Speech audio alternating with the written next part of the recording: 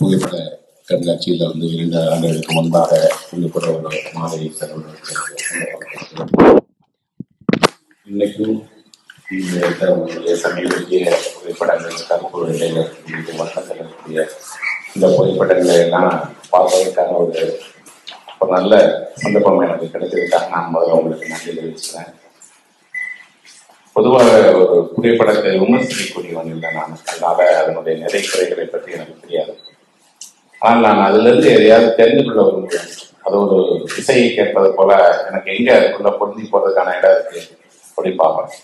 இன்னொன்று இது கொஞ்சம் அனுபவமான கலை அப்படிங்கிறதுனால அதை அர்த்தப்படுத்திக்கிடாம எப்படி நம்ம புரிந்து கொள்றது, அது அது எனக்கும் அதுக்கு இடையில ஏதாவது ஒரு புள்ளி இருக்கும் இல்லையா, அந்த புள்ளியை பார்ப்பதுக்கு தான் நான் புகைப்படங்கள்ல பெரும்பாலும் முயற்சி பண்ணுவேன். இன்னொன்று இந்த மொத்தமாக இவ்வளவு புகைப்படங்களை பார்த்தா ஒரு நேரத்துல ஒரு பெரிய அனுபவம் ஏற்படாது எனக்கு. ஏன்னா நான் ரொம்ப குறைவான காட்சிகளை பார்க்க விரும்புகிறோம். அதை ஆழமாக திரும்பி திரும்பி பார்க்கும்போது தான் இந்த கண்காட்சியில பார்க்கும்போது முதல்ல ஒரு புகைப்படத்தை இன்னொரு புகைப்படத்தோட ஒப்பிடணும் அப்படின்னு எனக்கு தோணாது. நான் எல்லாமே வாழ்க்கையோட வேறு வேறு பக்கங்கள், வேறு வேறு நிமிஷங்கள், அப்படி ஒரு தருணம் உறைந்து போறதானே ஒரு புகைப்படம் உள்ளது.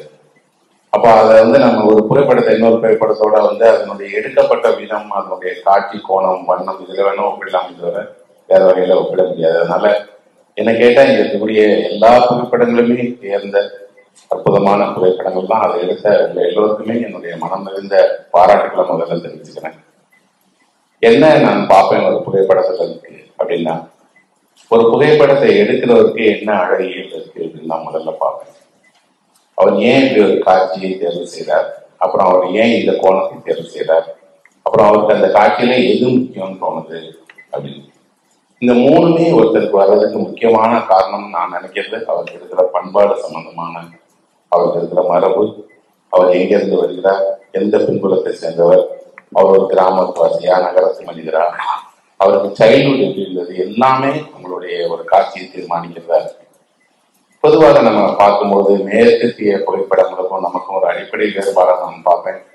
மேற்கத்திய புகைப்படங்கள்ல பெரும்பாலும் ஜாய் அப்படின்னு சொல்லப்படக்கூடிய சந்தோஷம் தான் அவங்களுடைய முதன்மையான பொருள். எது எடுத்தாலும் சிரிக்கிறத, ரொம்ப கலர்ஃபுல்லான ஒரு சந்தோஷமான தருணங்கள் தான் நல்ல புகைப்படங்கள் பதிவு செஞ்சிருக்கும். நம்ம ஊர்ல நேர் மாறாக நல்ல சிரிக்கிற புகைப்படங்களை நம்ம பார்த்தா ரொம்ப பிடிக்கிறது இல்லை. ஏன்னா நமக்கு இயல்பிலேயே ஏதோ ஒரு சின்ன தருணம் தானே. இங்க நமக்கு என்ன, நம்மளுடைய பிரதான உணர்ச்சினா பிரிவு, இழப்பு, வருத்தம், தனிமை, கவலை, இந்த மாதிரி விஷயங்கள்லாம் நமக்கு ரொம்ப நெருக்கமானது. அது குறிப்பாக இந்தியாவில் இருக்கக்கூடிய எல்லாருக்குமே ஒரு பொது அழகியல் இருக்கு அப்படின்னா அது இழப்பை பற்றிய ஒரு பார்வையை உருவாக்கிடுறோம். எதெல்லாம் காணாம போயிட்டு இருக்கு, எதெல்லாம் கைவிட்டு போயிட்டு இருக்கு, எதெல்லாம் இந்த இனிமே வரக்கூடிய காலத்துல இருக்காதோ அதை பதிவு பண்ணணும். அது இலக்கியமா இருந்தாலும், கவிதையாக இருந்தாலும், புகைப்படமா இருந்தாலும், திரைப்படமா இருந்தாலும் அதுதான். இங்கேயும் கூட அதுதான் பிரதானமாக செயல்பட்டு அப்படின்னு நினைக்கிறேன். வரக்கூடிய தலைமுறைக்கு இந்த காட்சிகள் இனிமேல் பார்க்க கிடைக்காது அப்படின்னா அது புகைப்படமாவது பார்க்க கிடைக்கணும். ஆனா இது எல்லாமே கண் முன்னாடி ஒரு உலகம் மறந்துகிட்டே இருக்கு, இந்த மனிதர்கள் மறந்துகிட்டே இருக்கிறாங்க. அப்ப இந்த அழகியலை நாம உருவாக்கிக்கணும் அப்படின்னா அதுக்கு ஒரு நாள்ல உங்களுக்கு இந்த அழகியல் உருவாகாது அப்படிங்கிறதுதான் என்னுடைய எண்ணம். மாறாக நீங்க தொடர்ந்து பயணம் போறீங்க, படிக்கிறீங்க, பல்வேறு காட்சிகளை பாக்குறீங்க. கேமராங்கிறது எனக்கு ஒரு உபகரணம் அப்படின்னு தான் சொல்றேன். அது ஒரு டூல் தான். நான் உள்ளதான் உங்களோட ஒரு கண் அதை இயக்கிற கண் இருக்கு. அந்த கண் எவ்வளவு தூரம் ஒருத்தருக்கு திறக்குது அப்படிங்கிறதான் அவருடைய நல்ல புடகம். அப்புறம் பெரும்பான்மையான புடகவாஸ் நான் பார்த்த வரைக்கும் உலகம் முழுக்க அவங்க காத்திருக்கிறது தான் விரும்புறாங்க. இந்த ரைட் மொமெண்ட், அதுக்காக அவர் காத்திருக்கிறாங்க. அந்த காத்திருக்கிறது தான் என்ன கேட்டா ஒரு பெரிய ஒரு தியானம் அப்படின்னு சொல்லுவேன். ஏன்னா உங்களுக்கான அந்த தருணம் வர வரைக்கும் நீங்க ஒரு சூழல்ல காத்துக்கிட்டே இருக்கிறது இல்லையா. ஒரு விளையாட்டு வீரனை படம் எடுக்க போறோமா, அந்த தருணத்துக்காக காத்துக்கிட்டே இருக்கிறாங்க இல்லையா. அப்போ அதுல ஒரு பெரிய சந்தோஷம் இருக்கு, கண்டுபிடிப்பு இருக்கு. இங்கேயும் கூட அந்த மாதிரியான நிறைய நல்ல புகைப்படங்களை பார்க்கும்போது அந்த சந்தோஷத்தை நான் அடைஞ்சேன். அந்த தருணத்துக்காக காத்திருந்து அந்த தருணத்தை பதிவு செய்யறதுக்கு அது கொஞ்சம் விட்டாலும் அந்த தருணம் திரும்பி கிடைக்காது. இது எல்லாமே ஒரு மேஜிக் தான். அந்த மேஜிக் ஒரு போட்டோகிராஃபி ரொம்ப அழகாக பதிவு செய்திருக்கு. ஆனால் இன்னும் ஆழமாக நம்ம பார்த்தா நமக்கு இந்த புகைப்படத்தினுடைய இந்த வடிவம், இந்த புகைப்படத்துக்கான அந்த பிரேமிங் அப்படிங்கக்கூடியது முழுக்கமே நமக்கு ஐரோப்பிய பார்வை தான் இருக்கு.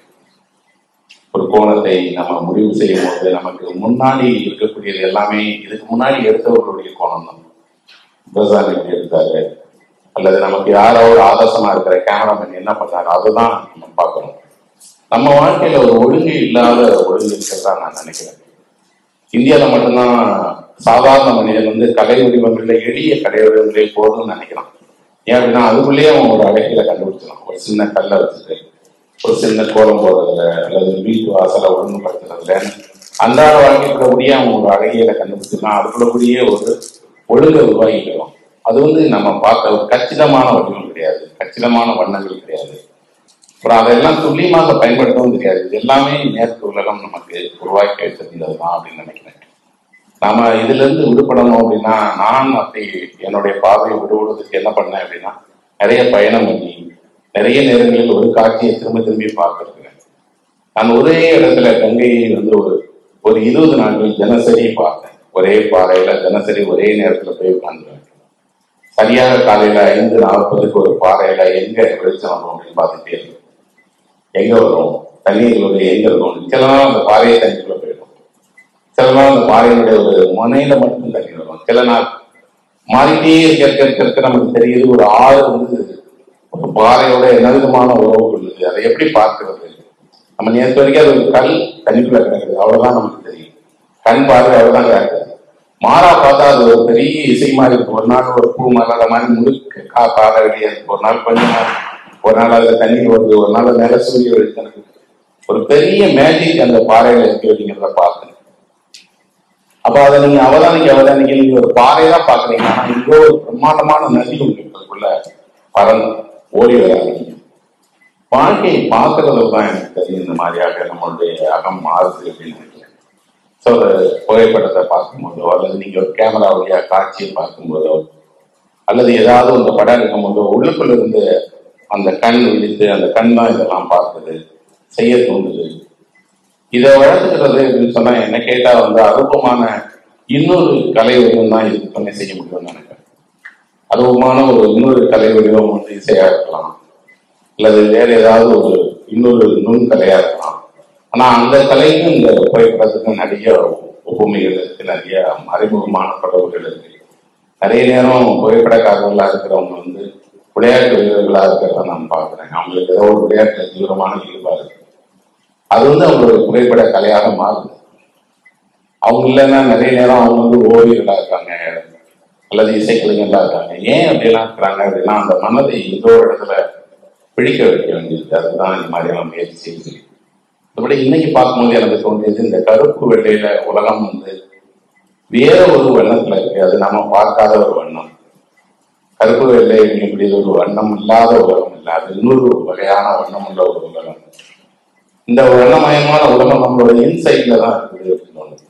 என்னுடைய எல்லா பாலிய வயதுமே ஒரு கருப்பு வெள்ளை தானே. அப்ப அந்த என்னுடைய கருப்பு வெள்ளையாக நான் என்னதானே அடையாளம் பார்த்துட்டே இருக்கிறேன். அப்போ எல்லா கருப்பு வெள்ளை புகைப்படங்களுமே எனக்கு திடீர்னு இப்போ இந்த சுற்றுலா பார்க்கும்போது ரொம்ப விருப்பமாகவும் உலகம் வந்து இவ்வளவு எளிமையாகவும் நேரடியாகவும் தூய்மையாகவும் இருக்கிறதா. எங்க இடத்துல வண்ணம் வந்து உலகத்தின் மீது பூசப்பட்ட ஒன்றுதான். அது ரொம்ப தெளிவா தெரியுது. அந்த வண்ணங்கள் எல்லாமே கொஞ்சம் மேல உருவாயிருக்கு. என்னுடைய ஒரு நண்பர் இருக்கிறார், அவர் பேர் தேவதர்சன் அப்படின்னு. அவரும் நானும் ஒரு நாள் ஒரு சாலையில நடந்து போகும்போது ஒரு பச்சை இலையை பறித்து கையில வச்சுட்டே வந்தார். திடீர்னு என் கையில கொடுத்து அதை சுருட்டுங்க அப்படின்னு சொன்னார். நான் அந்த இலையை சுருட்டினேன்.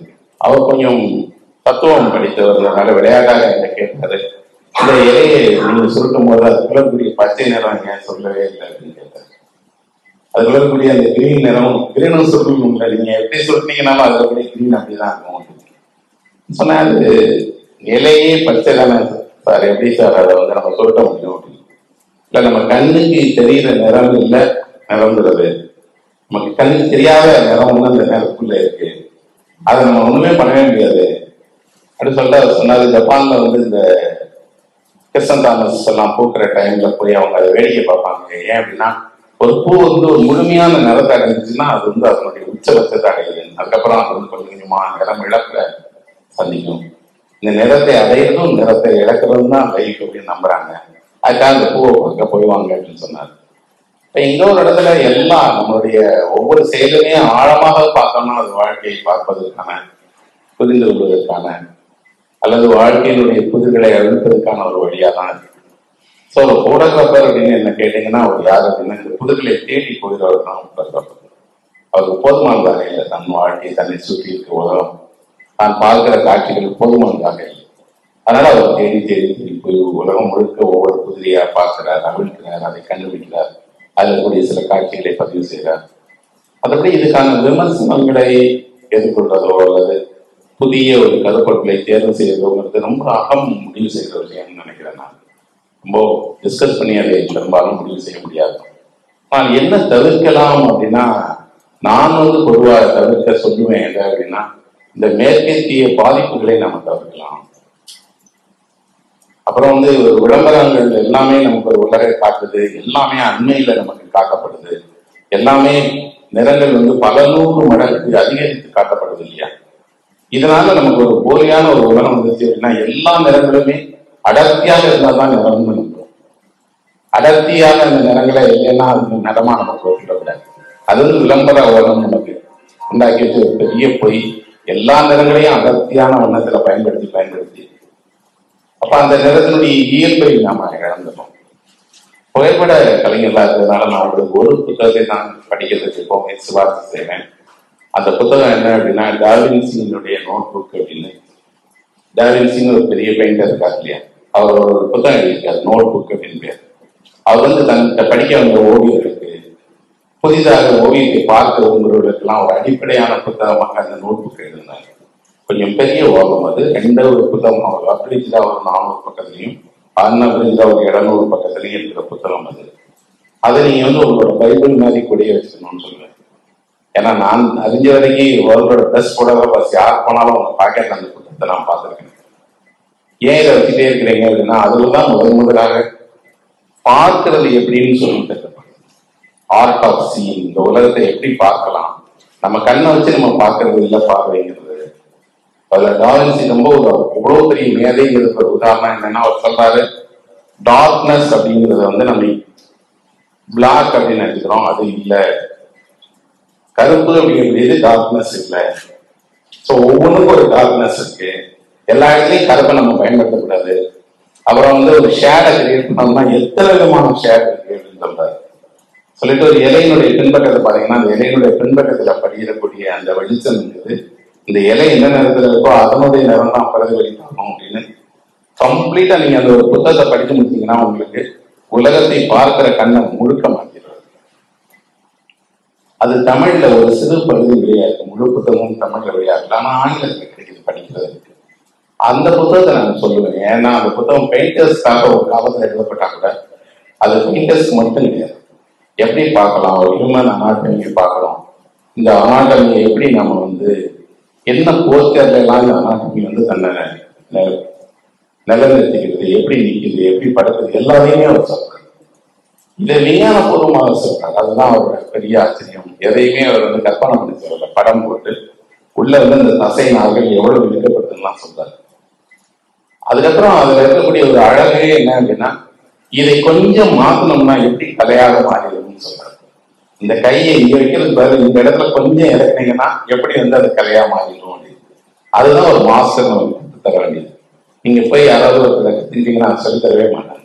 ஆனா இவர் எல்லா தன்னோட தன்னோட வாழ்நாள் முழுக்க சேகரித்த அத்தனையுமே அந்த ஒரு புத்தகத்துல எழுதியிருக்காரு. அது என்ன கேட்டா, பொதுவாக ரைட்டர்ஸ் கொஞ்சம் சென்சிட்டிவா எதையாவது பார்க்க விரும்புறவங்க எல்லாருக்குமே சொல்லுவேன், அந்த புத்தகத்தை நீங்க அவசியம் ஒரு முறை படிங்க அப்படின்னு. மற்றபடி நிறைய பயணம் போயிருக்கிறீங்க, எங்களுக்கு தெரியுது. இந்த இடங்களுக்கெல்லாம் நானும் போயிருக்கிறேன். அதனால அந்த ஒட்டக திருவிழாவிலையும் சரி, கல்கட்டா டெல்லியில காசியெல்லாம் பார்க்கும்போது எனக்கு அங்கே போன நினைவு இருக்கு. நிறைய நாட்கள் நானும் காசியில இலக்கிய இல்லாமல் சுற்றி இருக்கிறேன். எனக்கு காசியை ஒவ்வொரு காலகட்டத்தில் பார்க்கவும் பிடிக்கும். நான் அதை மழை காலத்துல தான் அதிக நேரம் செலவிட்டிருக்கேன். ஏன்னா மழை காலத்துல தான் காசி ஒரு 100 வருஷம் பின்னாடி உள்ள ஒரு பழமையான நகரமா மாறி இருக்கும். கோடையில வேற காசி இருக்குது, பனிகாலத்துல வேற காசி இருக்கும். காசியினுடைய இந்த படகுல நான் காசியில தொடங்கி ஒரு 100 கிலோமீட்டர் அந்த படகுலேயே பயணம் பண்ணி போயிருக்கிறேன். பயணம் பண்ணி இந்த கரையிலேயே அந்த கரையிலேயே என்ன இருக்கும் அப்படின்னு. அப்புறம் அது ஊர்ல இருக்கக்கூடிய எல்லா வழியில இருக்கக்கூடிய படித்துறைகளையுமே நான் கடந்து போய் பார்த்திருக்கிறேன். அங்க இருக்கிற நிறைய படகோட்டிகளை எனக்கு தெரியும், அவங்க கூடயே சுற்றி இருக்கிறேன். அப்போ அந்த ஒரு நகரம் பத்தி நமக்கு எவ்வளோ எவ்வளோ எழுதி, ஆனாலும் அது திரும்ப திரும்பி ஒவ்வொரு நாள் காலையிலையும் அது புதுசு தான். ஸோ இங்கே பார்க்கும்போது எனக்கு தோணுச்சு இந்த உலகம் வந்து ரொம்ப அற்புதமா படமாக்கப்பட்டிருக்கு. போல ராஜஸ்தான், அது போல கல்கத்தா எல்லாம் தாண்டி சென்னையினுடைய அந்த தெருக்கள், அந்த தெருவோட பேரு, அந்த தெருவில் இருக்கக்கூடிய மனிதர்கள் எல்லாம் பார்த்தா ஆச்சரியமாக இருக்கு. இந்த நேரத்தில் நமக்கு இன்னும் தெரியாத ஒரு நகரம் இருக்கு. எப்பவுமே எனக்கு சென்னை பிடிக்கும் ரொம்ப. நான் இந்த சென்னைக்கு வந்து வெறும் ஆளாக வந்து ஏதோ பண்ணி நான் ஒரு எழுத்தாளனாக இருந்தால் கூட இந்த நகரத்தினுடைய அந்த உள்ள கூடி நான் சுற்றி பார்த்துருக்கேன். பார்த்த அந்த நகரத்துக்கு வந்து ஒரு வெறும் 300 ஆண்டு கால வாழ்க்கை அப்படிங்கிறது பிரிட்டிஷார் வந்த வாழ்க்கை மட்டும் இல்லை, ரொம்ப பிரதானமான நிறைய அடையாளங்களை கொண்டிருக்கு. அவர் ஒரு ஊர்ல அதிகம் தோத்து போனவங்க வாழ்க்கிற ஊர் இருந்தான். இந்த ஊர்ல ஜெயித்தவர்கள் ரொம்ப ரொம்ப குறைவு. நான் தோற்றவர்கள் வித்தியாசம். ஆனா யாருமே வெளியே போக மாட்டாங்க. ஜெயிச்சவங்கன்னா வெளியே இருக்குவான், தோற்றவர் யாரும் போக மாட்டாங்க. காரணம் இந்த ஊர் எல்லாரையும் அவங்களுக்கான இடம் கொடுத்து தக்க வச்சு அவங்களுக்கான கிடைவிடுவதற்கான ஒரு வழி உண்டு பண்ணி கொடுக்கும். என்னன்னா அதுக்கான காத்திருத்தல், அதுக்கான போராட்டம் மிகப்பெரியது.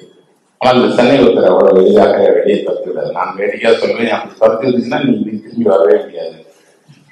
இந்த நேரம் உன்னை அவ்வளவு துரத்தவும் தரக்காது, தொடர்ந்தால் திரும்பி வரவே முடியாது.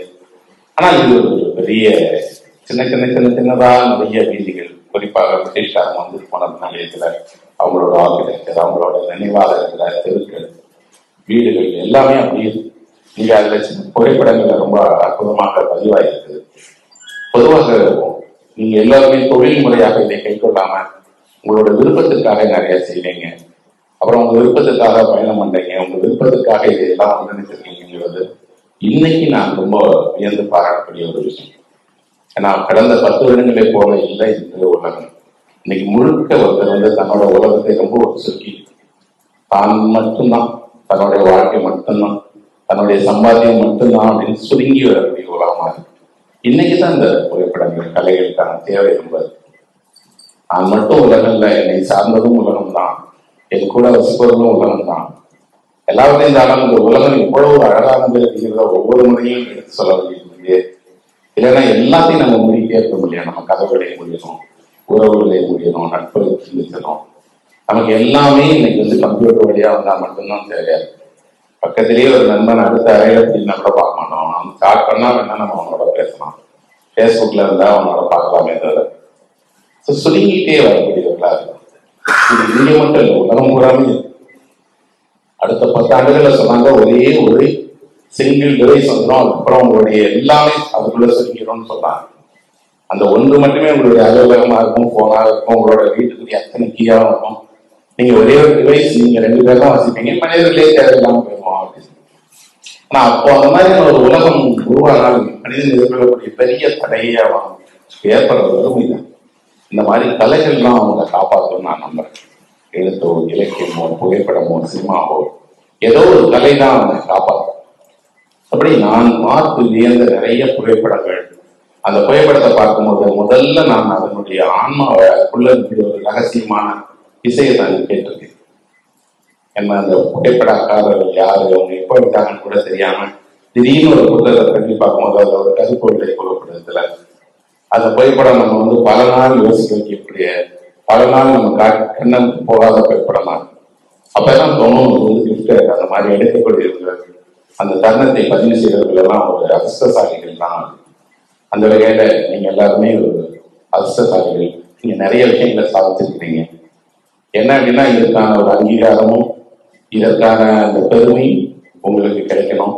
அது கிடைப்பதற்காக நீங்க வந்து உங்களுடைய கதவுகளை எல்லாம் திறந்து வைத்து என்னை போன்ற எல்லோரையுமே அழைக்கிறீங்க. கட்டாயம் கிடைக்கும்னு சொல்லி நான் என்னுடைய சின்ன இந்த உரையை முடிச்சுக்கிறேன். அதிகமா நீங்க ஏதாவது கேட்டா நான் சொல்றேன்.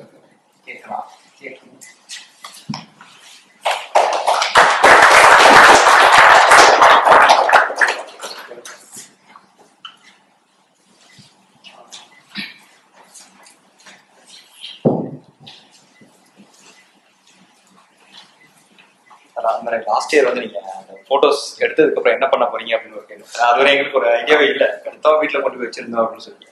ஸோ லாஸ்ட் இயர் வந்து அந்த பூவுலகளுக்கு குக்கு திருவண்ணாமலைக்கு வந்து கொடுத்துருந்தோம்.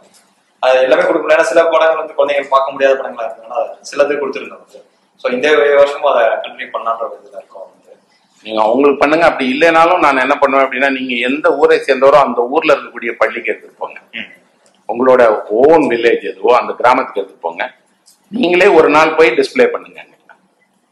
அன்னைக்கு எடுத்து போய் அந்த பள்ளி மாணவர்களுக்கு சொல்லுங்க. நீங்களே அவங்களோட கேமரா எடுத்துட்டு போங்க. அந்த மாணவர்களுக்கு இந்த போட்டோகிராஃபி என்ன, இது ஏன் எடுத்திருக்கேன்னு சொல்லி கொடுங்க. முடியும்னா அந்த பசங்களோட சேர்ந்து ஒரு நாள் முழுக்க நீங்க அவங்களோட போட்டோகிராஃப் பண்ணுங்க. ஏன்னா பிசி சார் அப்படி திருவண்ணாமலைக்கு அழைச்சிட்டு போய் பசங்களுக்கு ஒரு நாள் முழுக்க அவங்க கூட பயந்துக்கணும்னா அவர் கேமரா கலெக்டி கொடுத்துட்டாரு. பசங்க மேலேயே ஃபுல்லா பசங்களை எடுக்க வச்சார். எடுக்க வச்சு ஒவ்வொரு பையனுக்குமே அவர் அவனுக்கான எல்லாமே சொல்லி கொடுத்தார். நீ எடு.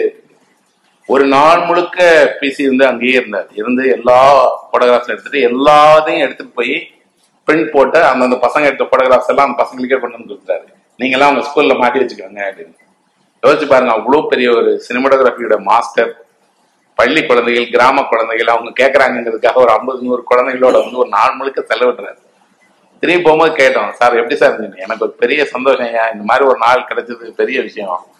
எவ்வளவோ பேருக்கு நான் வேலை செஞ்சிருக்கேன், அதெல்லாம் எனக்கு ப்ரொஃபஷன், இதுதான் எனக்கு உண்மையிலேயே சந்தோஷமா இருக்கு அப்படின்னு. நான் ஏன் உங்க கிராமத்தை சொல்லுவேன் அப்படின்னா, உங்க கிராமத்துக்கு நீங்க வேற ஒண்ணுமே திருப்பி கொடுக்க முடியாது. நீங்க கொடுத்தா கூட அந்த ஊர் ஏத்துக்கிடாது. அதுக்கு நிறைய நடைமுறைகள் இருக்கு. இது ஒண்ணும் இல்ல, ஒரு சந்தோஷம். நீங்க எங்க படிச்சீங்களோ அல்லது உங்க ஊர்ல என்ன பள்ளிக்கூடம் இருக்கோ அந்த பள்ளிக்கூடத்துக்கு சில போட்டோகிராஃப்ஸ் எடுத்துப்பாங்க. இன்னொன்னு, எல்லா பள்ளிக்கூடத்துடைய சுவர்களும் வெற்று சுவர்களாவே இருக்கு. அது ஏன் சுவர் ஒரு பள்ளிக்கூடத்துடைய சுவர் வெறும் சுவரா இருக்கணும்?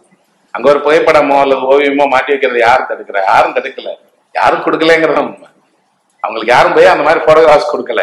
ஒருவேளை யாராவது கொடுத்தாங்கன்னா ஒரு பள்ளிக்கூடத்துல வச்சிருப்பாங்க, அதை யாரும் செக் பண்ண மாட்டாங்களே, இங்க ஏன் இப்படி புகைப்படம் வச்சாங்கன்னு பார்த்தா பசங்களுக்கு அதை எடுக்கணும்னு. யாரோ ஒரு பையன் அந்த போட்டோகிராஃபர் தினமும் பார்த்துட்டே இருந்தானா அது மாதிரி ஒண்ணு எடுக்கலாமே அப்படின்னு தோணும். அந்த இன்ஸ்பிரேஷனை உருவாக்கணும்னா அவங்களோட இடத்துக்குள்ள நமக்கு நிச்சயமா ஒரு புகைப்படம் வேணும். அது கண்டிப்பா அந்த மாதிரி நீங்க முடியும்னா செய்யுங்க. இல்லை அப்படின்னா உங்க புகைப்படங்களை நீங்களே தேர்வு பண்ணி ஏதாவது ஒரு சேரிட்டிக்கு கொடுங்க. அவங்களுக்கு அது பயனுள்ளதாக இருக்கும். அவங்க அதை ஒரு வேளை அதை விற்றோ அல்லது பரிசாக கொடுத்தோ அல்லது இந்த சேரிட்டிக்கு நிறைய பேர் டொனேட் பண்ணும்போது இப்ப என்ன செய்யறாங்கன்னா, அந்த டொனேட் பண்ணவங்களுக்கு அவங்க பரிசு கொடுக்குறாங்க திருப்பி. அப்படி கொடுக்கறத அவங்க இந்த மாதிரி தான் கேட்கறாங்க, புத்தகங்கள் கொடுங்க, நாங்க யாராவது வந்தாங்கன்னா நாங்க உங்களுக்கு அதை கிஃப்டா கொடுக்குறோம், அல்லது ஏதாவது இந்த மாதிரி ஓவியங்கள் இருந்தா கொடுங்க அப்படின்னு. அப்படி ஏதாவது உங்களுக்கு விருப்பமான யாரு ப்ராப்பரா செய்யறாங்கன்னு நினைக்கிறவங்களோ அவங்களுக்கு கூட உங்களுடைய போட்டோகிராஃப்ஸ்ல கொஞ்சம் கொடுக்கலாம். நீங்க தேர்வு பண்ணி எல்லாருமா சேர்ந்து ஒரு 10 புகைப்படங்களை அவர்களுக்கு கொடுத்தீங்க அப்படின்னா அவங்களுக்கு அது பயனுள்ளதா இருக்கும். கேட்க வந்தாரு ஏதோ நான்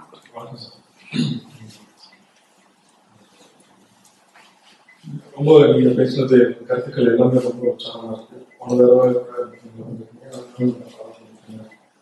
இப்ப நீங்க சொன்ன அந்த கருத்து, இது ஒரு டூல், பட் நம்ம என்ன யோசிக்கிறோம், என்ன அடுத்தவங்களுக்கு ஷேர் பண்ண இருக்கிறோம் பார்த்து நம்ம எடுக்கிறோம். அதுல சப்ஜெக்ட் நீங்க சொன்ன மாதிரி மகிழ்ச்சி, அழகா அழகு, அப்புறம் இங்கே நம்ம வெறுமை, இங்க நம்ம பார்க்கறத எடுக்கிறோம் அப்படின்னு இருக்கு. பட் அதை தாண்டி ஒரு போட்டோகிராஃபருக்கு ஒரு அடுத்தவங்களுக்கு காமிக்கிறதுக்கு, பப்ளிக் காமிக்கிறதுக்கு ஒரு ரெஸ்பான்சிபிலிட்டி இருக்கு. எதை காமிக்க விரும்புகிறோம் அது நமக்கு சில இம்பாக்ட் இருக்கும் ஆக்சுவலா. பட் அடுத்தவங்களுக்கு என்ன இம்பாக்ட் கிரியேட் ஆகும், அதுல நமக்கு ஒரு கடமை இருக்கு. அதை பத்தி ஏன்னா இப்ப நிறைய கேமரா எல்லா பேரும் யூஸ் பண்றாங்க, நிறைய எடுக்கிறாங்க. அது ஒரு முக்கியமானது, எல்லா பேருக்கும் நம்ம தெரிஞ்சுக்கணும். அதை பத்தி நீங்க நல்ல கேள்வி. இப்போ இந்த உலகத்திலேயே ரொம்ப மலிவானதும் அதிகம் பயன்படுத்தப்படுறதும் எதுன்னா கேமரா. ஏன்னா அது செல்போன்ல வந்ததுனாடி போட்டோ எடுக்காத மனிதனே கிடையாது, அவ்வளவு போட்டோ எடுக்கப்படாத பொருளே கிடையாது. தாஜ்மஹால் சொல்றாங்க எத்தனை கோடி முறை படம் எடுக்கப்பட்டதுன்னே தெரியாது. இப்ப நம்ம ஊர்கள் எல்லாம் முன்னாடி தெரியும், புகைப்படமாக ஒருவரை எடுக்கிறதே அப்படியதோ அந்த புகைப்படமா எடுக்கிறது ஒரு பெரிய விஷயம் நினைச்சிருந்தாங்க. இன்னைக்கு அப்படி இல்லை. எல்லா தருணங்களும் புகைப்படமாக்கப்படும் போது புகைப்படம் ஆகிற தருணம்ங்கிற ஒண்ணு மிஸ் பண்ணாங்க.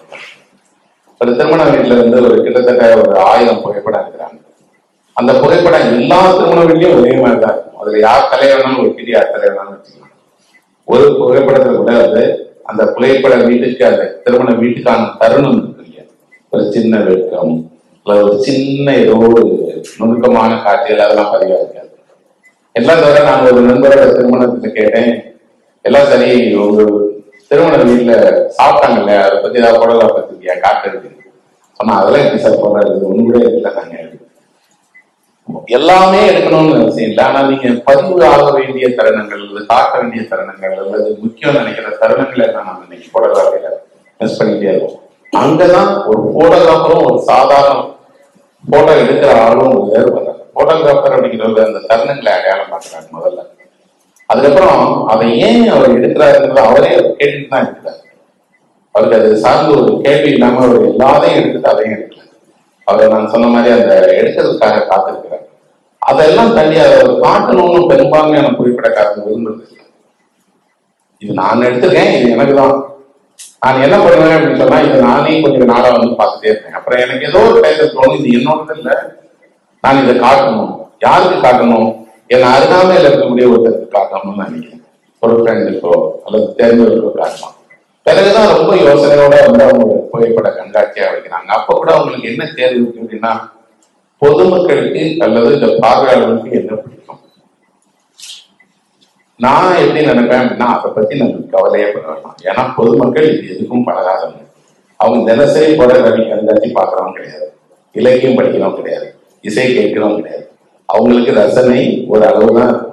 அதை மேம்படுத்தணும் அப்படின்னா ரெண்டு விதத்துலையும் இருக்கும். அவங்களுக்கு பரிச்சயமானதும் இடம் பெறணும், அவர்களுக்கு பரிச்சயமற்றதும் இடம் பெறணும். எந்த விதத்துல இடம் பெறணுங்கிறது வேணா ஒருத்தர் முடிவு பண்ணிக்கலாம்.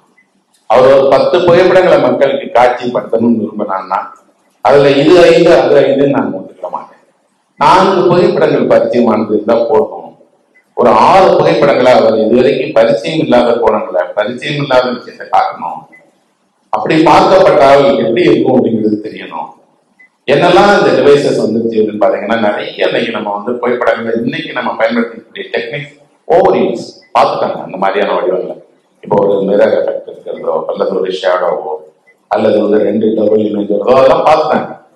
அதை தாண்டி அதை ஈர்ப்பு கொடுக்க வைக்கிறது என்ன அப்படின்னா, அதுல இருக்கக்கூடிய லைட், அங்க இருக்கக்கூடிய ஏதோ ஒரு சாஃப்டான அந்த மொமெண்ட் இதெல்லாம். அப்ப அதை வந்து அந்த போட்டோகிராஃபி சொல்லணும். இன்னொன்னு, இந்த தருணத்தை அவர் புகைப்படத்தில் வெளிப்படுத்தும் போதும் அவர் தனித்து தெரிய ஆரம்பிப்பார். அப்புறம் அவர் காட்டுவதில் பொதுவாக புகைப்படங்களை பார்க்கக்கூடிய மனிதனுக்கு வந்து அவங்க வெறும் ஒரு ஆளா மட்டும் பார்க்கறதுல அவங்க ஒரு பண்பாடு இருக்கிறது பார்க்கலாம். உடனே அவங்க ஒரு புகைப்படத்தை பார்க்கும்போது அவங்களுடைய மத இன பாலின அடையாளங்கள் எல்லாம் அவங்க வெளிப்படும். இப்போ ஒருவர் வந்து இவ்வளவு புகைப்பட கண்காட்சியிலையும் ஒரு நியூட வந்து நீங்க எக்ஸிபிட் பண்ண முடியாது. ஆனா அது வந்து ஒரு கலாச்சார தடை. எக்ஸிபிட் பண்ணக்கூடாது அப்படிங்கிறது இல்லை, பண்ண வேண்டாம். பண்ணா அது ஒரு கவனம் அதை நோக்கி போயிடும், தவறாக புரிந்து கொள்ளப்பட்டோம், அல்லது யாரோ ஒருத்தர் வந்து அதை எடுத்து போய் தப்பா நம்ம வந்து அடையாளப்படுத்திடுவாங்க. ஆர்ட்ல மட்டும்தான் நியூடிட்டி இருக்கக்கூடியது வந்து எந்த கான்ட்ரவர்சியும் உண்டாகாம அனுமதிக்கக்கூடியது. ஆனா இன்னைக்கு நம்ம ஆர்ட்ல என்ன பண்ணிருக்கோம்னா, ஆர்ட்ல இந்த மாதிரி போட்டோகிராஃபில எல்லாம் அது வந்து பண்பாடு கருதி அதெல்லாம் அனுமதிக்க மாட்டோம். நமக்குள்ள ஒரு கலாச்சார தடை அல்லது ஒரு கலாச்சார கண்காணிப்பு நடந்துட்டே தான். அது நிச்சயமாக நீங்க சொல்ற மாதிரி நீங்க ஒரு போட்டோகிராஃபர் எடுத்தீங்கன்னா கூட அதை வைக்கிறதுக்கு அனுமதிக்காது. அப்புறம் இன்னைக்கு இருக்கக்கூடிய முக்கியமாக நமக்கு வந்துக்கூடிய சிந்தனை மாற்றம் நம்மள என்ன பண்ணுது அப்படின்னா, இந்த புகைப்படம் சமூகத்துக்கு பயனுள்ளதா இருக்கணும் அப்படின்றது சரியா நல்ல நோக்கம் தான். ஆனா நிறைய நேரங்கள்ல எல்லா புகைப்படங்களும் சமூக நோக்கத்துக்காக மட்டும் எடுக்கப்படுறது. அது வந்து ஒரு தருணம். அந்த தருணம் வந்து பாசிட்டிவ் நெகட்டிவ் ரெண்டையும் தாண்டி மொமெண்ட். இந்த மொமெண்ட் அந்த மொமெண்டா இருந்துச்சு அப்படிங்கிறது முதல்ல ஒரு செகண்டா இருந்திருக்கும், அதை ரெக்கார்ட் பண்ண போறோம். அவ்வளவு இந்த ரெக்கார்ட் பண்ணக்கூடிய பொறுப்பை நீங்க எடுத்துட்டீங்க, அதுக்கு மேல உங்களுக்கு அது ஒரு சார்பும் இல்லை. அதுதான் உலகம் பூரா போட்டோகிராஃபர்ஸ் என்ன சொல்றாங்க அப்படின்னா, வார் ஃப்ரண்ட்ல கூட உயிரை காப்பாற்றுறதா போட்டோகிராஃபர் எடுக்குதுன்னா போட்டோகிராஃப் தான் எடுக்கணும். அவன் மேல பின்னாடி வந்து சார்ஜஸ் எல்லாம் பண்ண போறது உயிரை நீங்க எப்படிப்பா காப்பாத்துற அப்படின்னு. உயிரை காப்பாத்துறேன், ஆனா நான் உயிரை காப்பாற்ற முடியுதுன்னா நான் இந்த வேலை செய்ய மாட்டேன். ஸோ அவன் வார் ஃப்ரண்ட்ல கூட அவன் போட்டோகிராஃபராகவும் பண்ணிருக்கு, உயிரை காப்பாற்றுறவனா. அந்த நேரத்துல அவங்களுக்கு மட்டும் ஒரு தனியான விதிவிலக்கு கொடுக்கப்படுது. என்னன்னா, அவன் வந்து எடுக்கக்கூடிய ஒரு புகைப்படத்தால 10,000 மக்களை அதை பத்தி யோசிக்க போறான். இங்கே ஒரு உயிரை காப்பாற்றுறது கூட முக்கியமோ, 10,000 உயிர்களை காப்பாற்றுவதும் முக்கியம்தான். அந்த பொறுப்புணர்ச்சி அவருக்கு இருக்கு. மற்றபடி அடுத்தவருடைய அந்தரங்கத்துல விளையாடுறதுதான் புகைப்பட கலைஞர்களுடைய பெரிய குற்றச்சாட்டு. ஏன்னா அவங்க எடுக்கிற ஒரு தருணம் அடுத்தவருடைய அந்தரங்கம். ஏகே ராமானுஜம் ஒரு கதை எழுதினாரு. அதுல வந்து இந்த மாதிரி ஒரு புகைப்படம் எடுத்து அந்த புகைப்படம் அமெரிக்கால கொண்டு போய் ஆய்வு செய்யப்பட்டு எல்லாம் முடிஞ்சிடும். அது மேல ஒரு ரிசர்ச்சே பண்ணிடுவாங்க. அந்த ரிசர்ச்சை பண்ணி முடிச்சு எல்லாம் முடிஞ்சாங்க. இங்க இது அமெரிக்காவில் நடந்திருக்கு. இங்க கர்நாடகாவில் இருக்கிற ஒருத்தன் வந்து இந்த ஆய்வினுடைய ஒரு பகுதியை படிச்சுட்டு எல்லாத்தையும் ஆய்வு பண்ணி பார்த்தா இது அவன் தாத்தாவை பத்தினது. அவன் தாத்தாவை பத்தின எல்லாமே அவனுக்கு தெரியாது. ஆனா புகைப்படமாக அமைதியாக எடுத்து அங்க ஆய்வு பண்ணப்பட்ட குடும்ப முறைகள் பத்தி எல்லாமே பண்ணப்பட்டது. அவன் அது எங்க தாத்தாங்க உனக்கு எப்படி தெரியும்? ஏன்னா யாரோ என்னைக்கோ வெள்ளக்காரன் அவரை போராட்டத்துக்கு போயிருந்தான். அது ஒரு ஃபேமிலி மிகப்பெரிய விஷயத்துக்காக பயன்படுத்துறது அப்ப தெரியாது. நம்மளோட ரூட்ஸை நம்ம இதை கண்டுபிடிக்கவும். ஆனா பொதுவா நீங்க சொல்லக்கூடியதுல நான் ஒன்றா பண்ணிக்கிடுவேன். பொறுப்புணர்ச்சிங்கிறது எல்லாருக்குமே. இந்த பொறுப்புணர்ச்சிங்கிறது ஒருவருக்கு யாரும் சொல்லி கொடுத்து வர வந்து இயல்பா உங்களுக்கே ஒரு பொறுப்புணர்ச்சி. எப்படி நீங்க உங்க ஆடைகளை சரியாக அணிந்து கொள்றீங்களோ, எப்படி நீங்க ஒருத்தர் பேச ஆரம்பிக்க முன்னாடி உங்க மனம் கரெக்டாக ஒரு பேச்ச உருவாக்கிங்களோ, எப்படி உங்களுக்கு தெரிந்த ஒருத்தரை பார்க்கும்போது உங்களை அறியாமலே ஒரு இணக்கம் உருவாகுது. இது போல ஒரு பொறுப்புணர்ச்சி தான். அது இருந்தாலே போதும் தான் சொல்றேன். அந்த பொறுப்புணர்ச்சி மட்டும் ஒருவருக்கு இருந்துச்சுன்னா அவரே முடிவு பண்ணுவார் எது காட்டலாம் எது காட்ட வேண்டாம். மற்றபடி மக்கள் ரசனைக்காக தான் நம்ம புகைப்படங்களை எல்லாத்தையும் காட்டணுமா அப்படின்னு கேட்டா நான் வேணாம் தான் சொல்லுவேன். மக்கள் ரசனைக்குரியதும் இடம் பெறலாம். மற்றபடி நீங்க அதுல என்னெல்லாம் பரிசோதனை பண்ணி பார்த்துருக்கீங்க, எதெல்லாம் தனித்துவமானது, எதெல்லாம் உங்களுக்கு ரொம்ப பிடித்தது. அது எனக்கு பிடிக்காத அதை பத்தி ஒண்ணுமே கவலையே இல்லை. நீங்க அதை ரசித்து எடுத்துக்கிறீங்க இல்லையா, அது இடம் பெறணும். ஏன்னா யாரோ ஒருத்தர் பிடிக்கும். நான் இவ்வளவு எழுதியிருக்கிறேன், எனக்கு தெரிஞ்ச நான் கண்டறிந்த உண்மையாதான் எனக்கு பிடித்த கதைகள் எல்லாருக்கும் பிடிக்கணும்னு அவசியமே இல்லை. எனக்கு பிடிச்சிருக்க அவ்வளவுதான். யாரோ ஒருத்தருக்கு பிடிக்கும். அந்த யாரோ ஒருத்தர் யாருன்னு தெரியாது, பரவாயில்ல, அதனால எக்ஸ்பெக்ட் பண்ணுவோம். யாரோ ஒருத்தர் யாராவது இருக்கலாம் இல்லையா. ஏதோ ஒரு தளத்துல எப்போ ஒருத்தர் எல்லாரும் நிராகரிச்சோன்னா அவர் தேர்வு பண்ணுவார். அவருக்காக தான் அந்த போட்டோ எடுக்கப்பட்டிருக்குன்னு அர்த்தம். அப்படி இந்த கலாச்சார தடைகளை பற்றி மட்டும்தான் அது எந்த தளத்திலையுமே நம்ம கொஞ்சம் பேசவும், ஓரளவுக்கு மனம் திறந்து இதை விட்டு கொடுத்து ஒரு ரசனையை வளர்த்துக்கவும் வேணும்னு நான் நினைக்கிறேன்.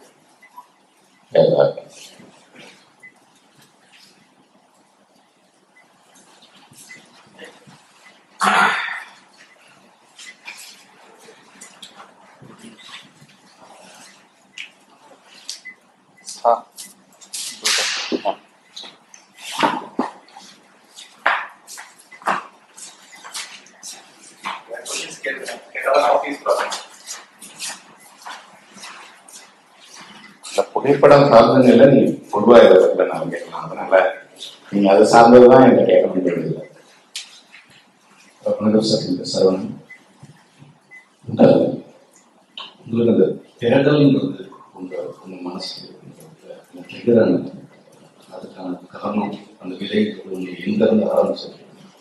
எனக்கு இல்லை, இப்போ எல்லாருக்கும் ஒரே இடத்துல தான் ஆரம்பிக்குது. என்ன அப்படின்னா அதுக்கு பேர் தனிமை அப்படின்னு சொல்லுவேன். தனிமை அப்படின்னா தனியா இருக்கிறதுக்கு பேர் இல்லை. தனிமை 1000 பேர் கூட இருந்தாலும் நான் தனியான ஆளுன்னு நினைக்கிறது இல்லையா, அதான் தனிமை. தனியான ஆளா இருக்கிறது என்னன்னா எனக்குன்னு ஒரு டேஸ்ட் இருக்கு, எனக்குன்னு ஒரு விதமான பேசுற முறை இருக்கு, எனக்குன்னு உலகத்தை பார்க்கிற கண்ணுக்குன்னு நம்ம சிறு வயதிலேயே யோசிக்க ஆரம்பிச்சோம். அண்ணனும் நம்மளும் வெளியே நின்று இருந்தா அண்ணனுக்கு தெரியாம எனக்கு ஒண்ணு கண்ணில் தெரியப்படுது. அவன் ஒரு சூட்ல குடிச்சானா எனக்கு அதை விட சூடாக ஒரு காபி தேவைப்படுது. எல்லாத்துலயும் எனக்குன்னு ஒண்ணு இருக்கு, அதை அனுமதிக்க மாட்டேங்கிறாங்களே, பார்க்க மாட்டேங்கிறாங்களே, புரிஞ்சுக்கிற மாட்டேங்கிறாங்களேன்னு யாரெல்லாம் நினைக்கிறார்களோ அவங்க மட்டும்தான் கலைஞர்களாக, படைப்பாளிகளாக, எழுத்தாளர்களாக வர முடியும். எனக்கெல்லாம் ஒன்றும் ஆசை கிடையாது. நான் எப்படி காசு கொடுத்தாலும் குடிப்பேன், என்ன சூடா இருந்தாலும் சாப்பிடுவேன், எங்க துணுந்தாங்கன்னாலும் துணுவேன்னா அவன் சராசரியா தான் அவன் வரவே.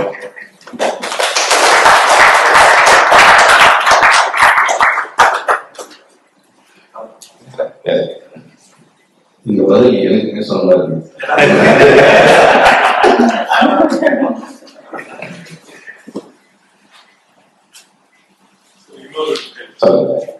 பொதுவான கலைகள் ஒரு கலைப்பிலுமே போட்டோகிராஃபில வந்து ஸ்ட்ரீட் போட்டோகிராஃபர்ஸ் மாதிரி இருக்கும், அப்புறம் வயல்ல போட்டோகிராஃபர்ஸ். இவங்க அவங்கள பத்தி ஒரு கருத்தும், அவங்க இவங்க பத்தி கருத்தும். ரொம்ப வயல்ல போட்டோகிராஃபர் சொல்லுவாங்க ஸ்ட்ரீட்ல இருக்குது, நான் போய் புளியை வேவ் பண்ணியிருக்கேன், அதுதான் பெருசு. இவங்க பெரிய எக்யூப்மெண்ட் வச்சிருக்காங்க, ஜூம் பண்ணி அடிச்சிடுறாங்க. இது கம்போஸ் ரொம்ப முக்கியம் அப்படின்னு இவங்க சொல்லுவாங்க. இது போட்டோகிராஃபி. அந்த மாதிரி ஓவியத்துக்கு நவீனது, அதுவும் ஓவியத்துக்கும் போட்டோகிராஃபின்னா ஓவியர்கள் சொல்றாங்க கேமரா வச்சிருக்காங்க, எதோ எடுக்கிறாங்க, நான் கிரியேட்டிவா உட்காந்து வரையறேன் அப்படின்னு சொல்லுவாங்க. போட்டோகிராஃபர்ஸ் சொல்லுவாங்க, நான் போய் கம்போஸ் பண்ணி அந்த சிச்சுவேஷன் வெயிட் பண்ணி பண்ணேன். அவங்களுக்கு ஒரு ரூமும் ஒரு பேப்பர் இருந்தால் போதும், அவங்க இது வந்து காமனா பார்க்கணும். அவங்களுக்கு எந்த கலைஞர் இருக்கும் அவங்க கலைக்குள்ளேயே வேற வேற கலைகளை பத்தி இப்படி காமனா இருக்கு. அதை பத்தி நீங்க இல்ல, இது இருக்கிறது தவறுன்னு நான் சொல்ல மாட்டேன். இதுக்கு ஒரு சின்ன உதாரணம் சொல்லுவேன். 2 பேரு டூயல் அப்படின்னு சொல்லப்படக்கூடிய கத்தி சண்டை போடலாம்னு முடிவு பண்ணாங்க. ஒருத்தன் வந்து ஒரு 6 அடி நீளமான ஒரு கத்தியை தேர்வு பண்ணான், இன்னொருத்தன் 1/2 அடி நீளமான கத்தியை தேர்வு பண்ணான். 2 பேருமே கேள்வி. இந்த நடுவர் கேட்டாரு, இணையான கத்தி வச்சுனா தானே டூயல் போட முடியும் அப்படின்னு சொன்னா. தேவையில்லை, அவனுக்கு அவ்வளவு பெரிய கத்தி தேவைப்படுது, எனக்கு இந்த கத்தி போடணும், சண்டை போடலாம். 2 பேரும் கத்தி எடுத்துட்டு எதிர போய் நின்னாங்க. இந்த பெரிய கத்தி உள்ளவன் அந்த கத்தி வச்சுட்டு இவனை குறிப்பாத்துட்டே நினைச்சிருந்தான். அவன் சின்ன கத்தி வச்சு குறிப்பாத்தான். சட்டுன்னு மாறின ஒரு சரணத்துக்குள்ள அந்த சின்ன கத்தி வச்சிருந்தவன் வந்து அந்த பெரிய கத்தி வச்சிருந்தவனுடைய இதயத்துல கத்தியை சொல்லிட்டான். சொல்லிட்டு சொன்னா, எவ்வளவு பெரிய கத்தி வச்சிருக்கீங்க, எவ்வளவு வேலைதான் சொல்றீங்க.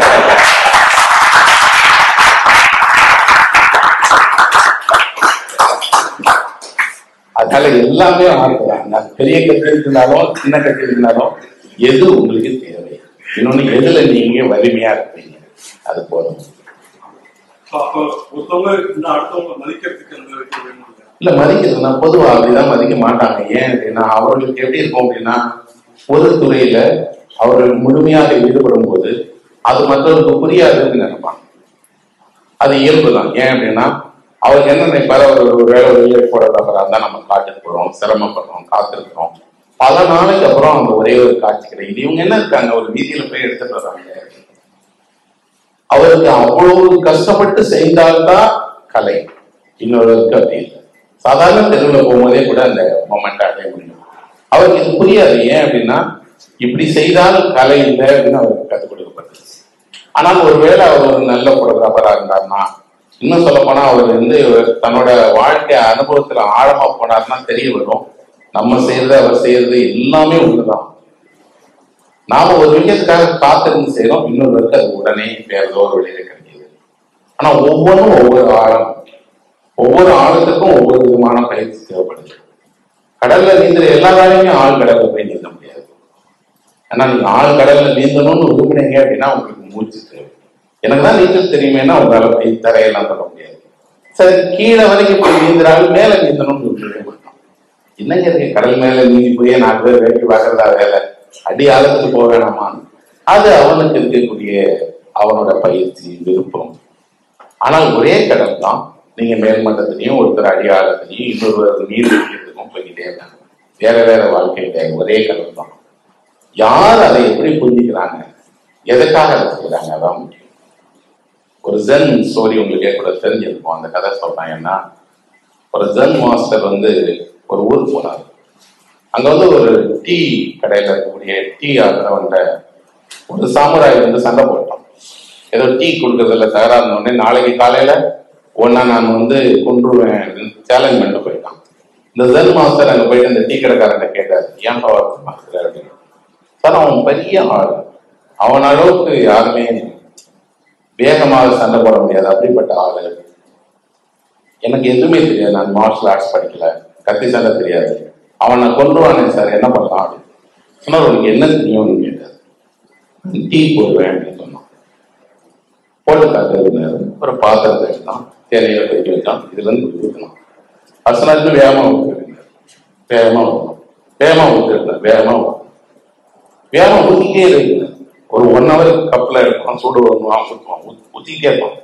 அவர் சொன்னாரு, இது இன்னைக்கு நைட் ஃபுல்லா ப்ராக்டிஸ் பண்ணிட்டே இருக்கு, விடிகிற வரைக்கும் நீ வந்து இதே மாதிரி ஊத்திட்டே தான் இருக்கணும். அப்போ ஒரு டைம்ல என்ன ஆயிடுச்சுன்னா, அந்த கப்புல வந்து வெந்நீரை வச்சானா அடுத்த நிமிஷம் அந்த தண்ணீர் அப்படி போய் கீழே வந்து டீ ஆயிடும்.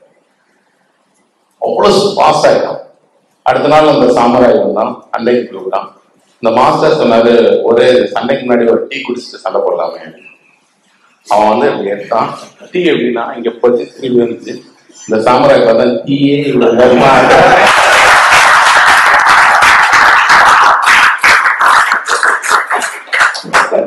போய் சண்டை போடுறாங்க. இந்த மாஸ்டர் ஒரு சொன்னா எப்படியா சமாதானம் பண்ணி. சோ எந்த ஆர்ட்டா இருந்தாலும் அந்த ஆர்ட்டுக்கு இருக்கக்கூடிய ஒரே அடிப்படை என்ன அப்படின்னா ஹார்ட் ஒர்க். என்ன உங்களுக்கு தெரியுமா, நீங்க டீ தான் இருக்கீங்களா, நோ ப்ராப்ளம், அதுதான் உங்களோட ஆர்ட். அந்த ஆர்ட்டை நீங்க டெடிகேட்டடா ஹார்ட் ஒர்க் பண்ணி பண்ணிக்கிட்டே இருங்க. அதுல ஒரு பர்ஃபெக்ஷன் அடைங்க. அடைஞ்சிங்கன்னா என்ன இருக்கும் அப்படின்னா மேஜிக் மாதிரி இருக்கும். டீ போடுறதுதான், ஆனா அதோட உச்சபட்சம் என்ன இருக்கும் அப்படின்னா அது எடுக்கிறது தெரியாது, போடுறது தெரியாது.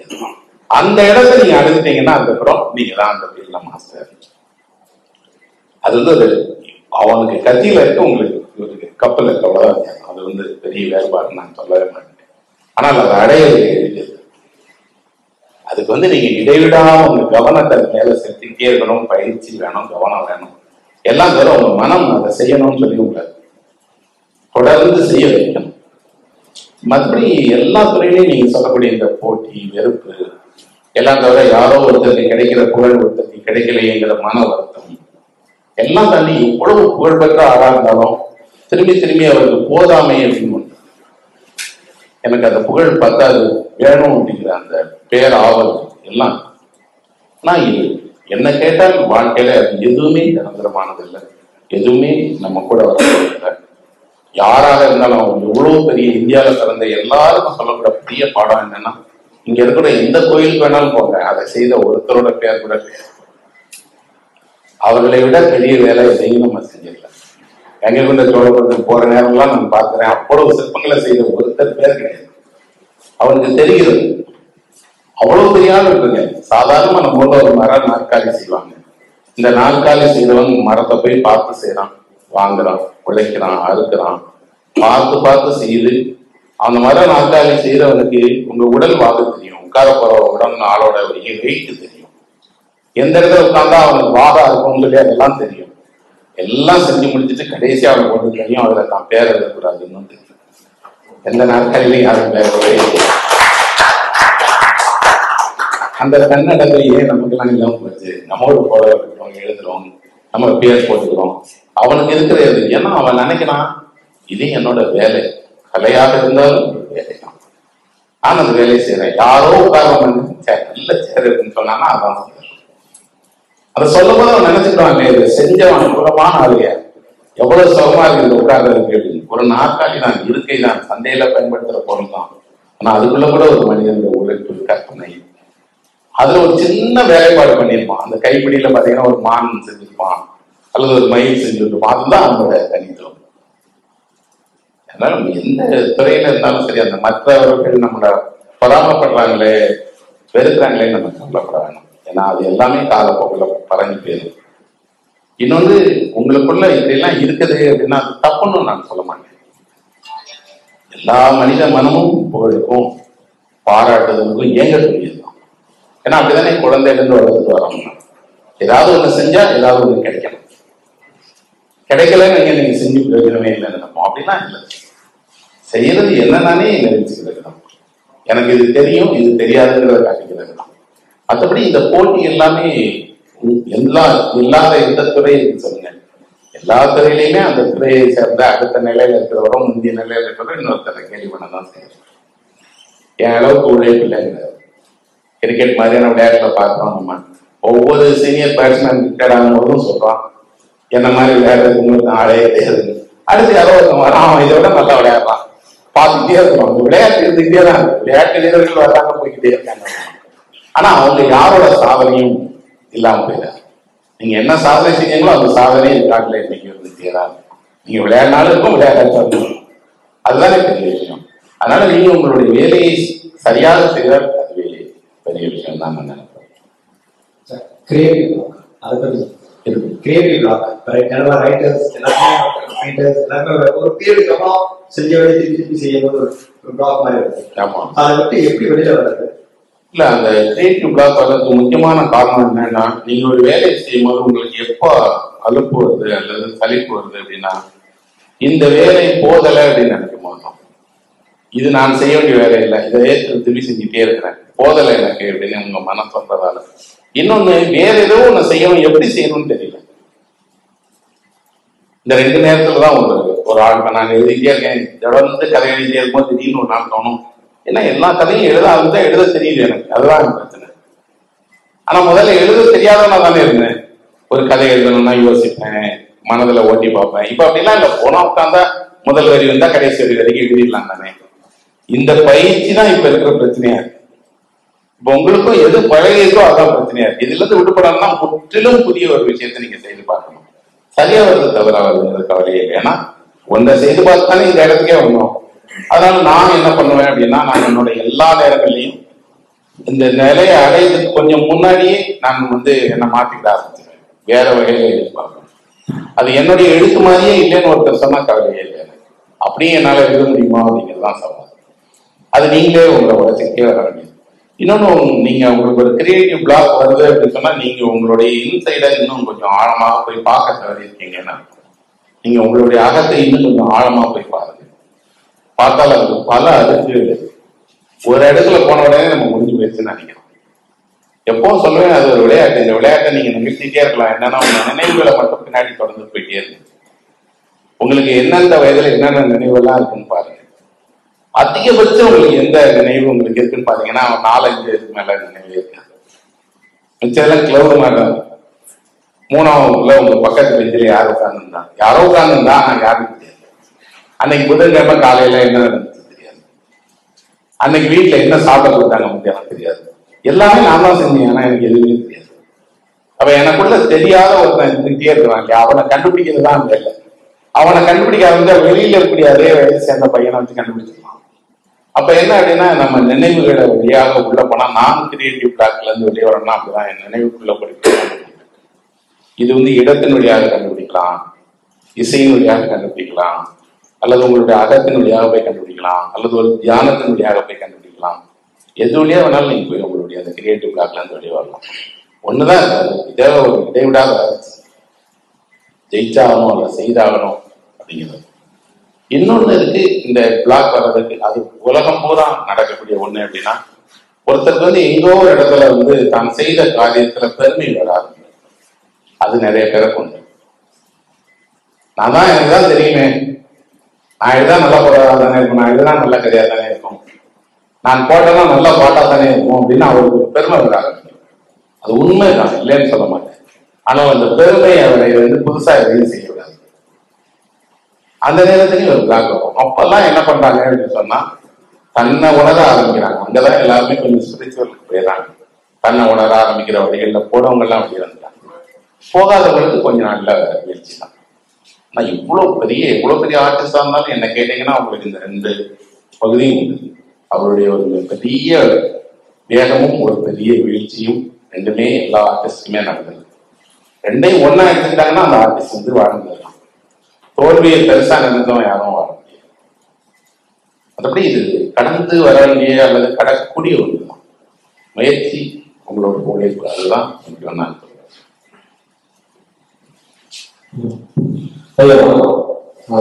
எழுத்து சம்பந்தமா எனக்கு ஒரு கேள்வி இருக்கு.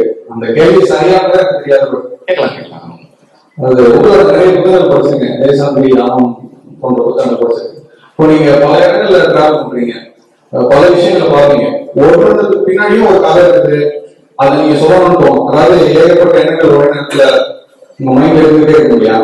இப்போ நீங்க எழுதணும்னு பார்க்கும்போது எப்படி அதை ஃபில்டர் பண்ணி இதுதான் எழுதணும் அப்படிங்கிற அந்த ஒர்க் அந்த பொதுவா எதையுமே உடனே எழுத மாட்டேன். அதான் என்னோட முக்கியமான ஒன்று.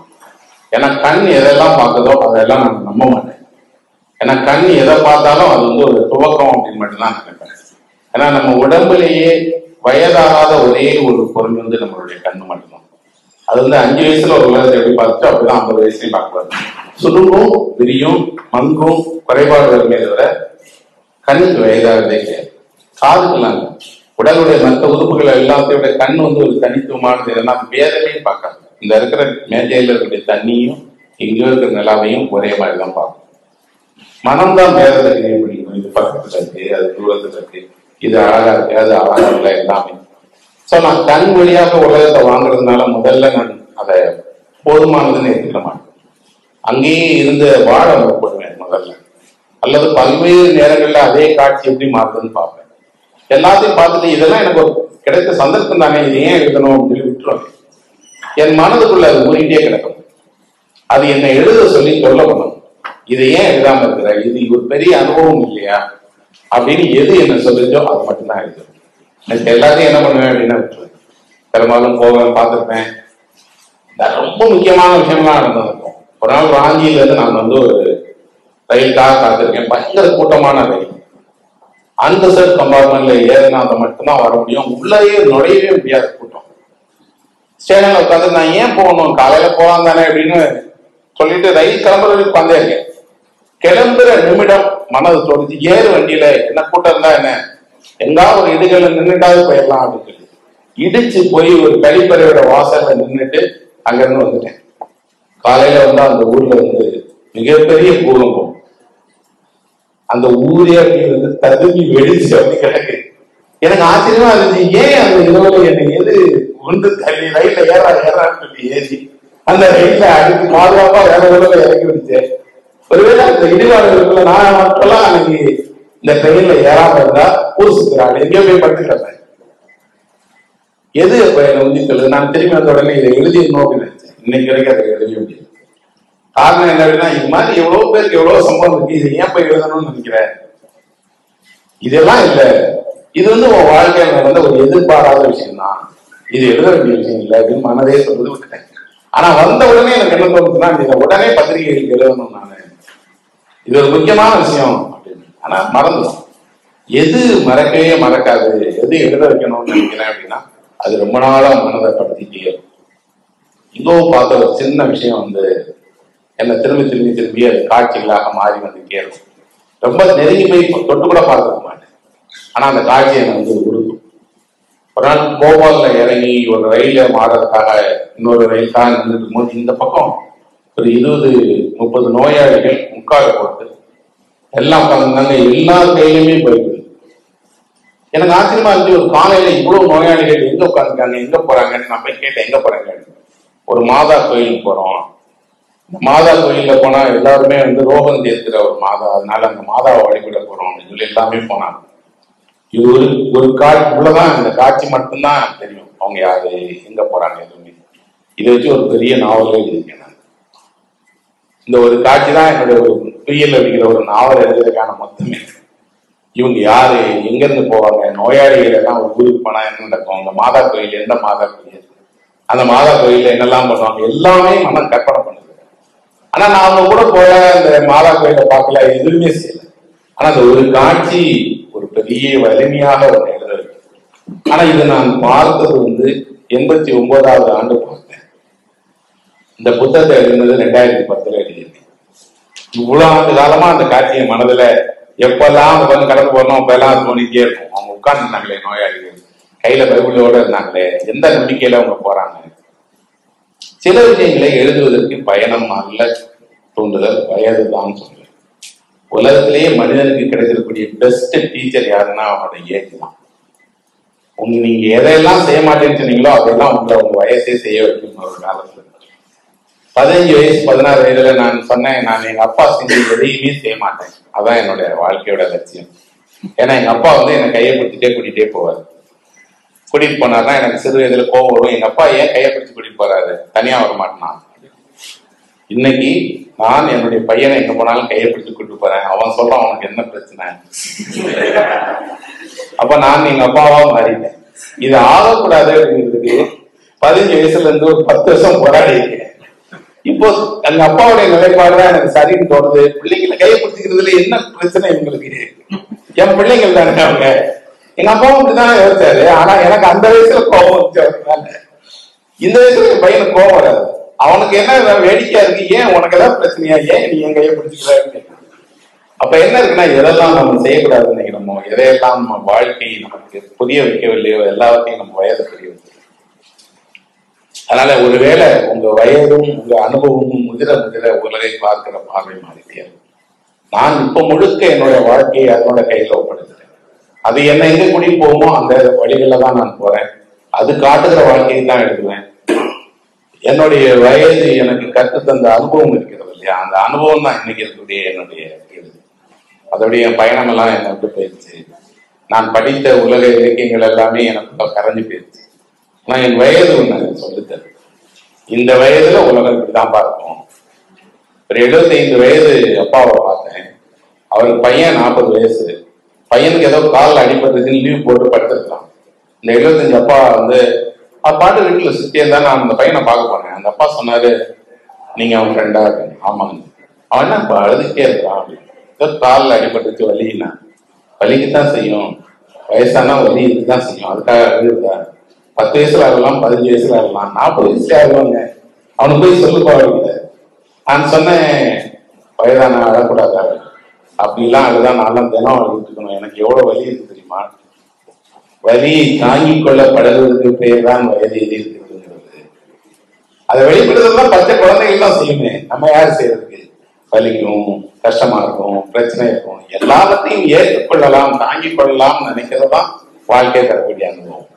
இதை அவருடைய போற வழியில சொல்லிட்டு போனோம்னு நான் சொன்னேன், ஐயா நீங்க ஒரு பெரிய பாடத்தை ஏற்பதற்கு போனீங்க.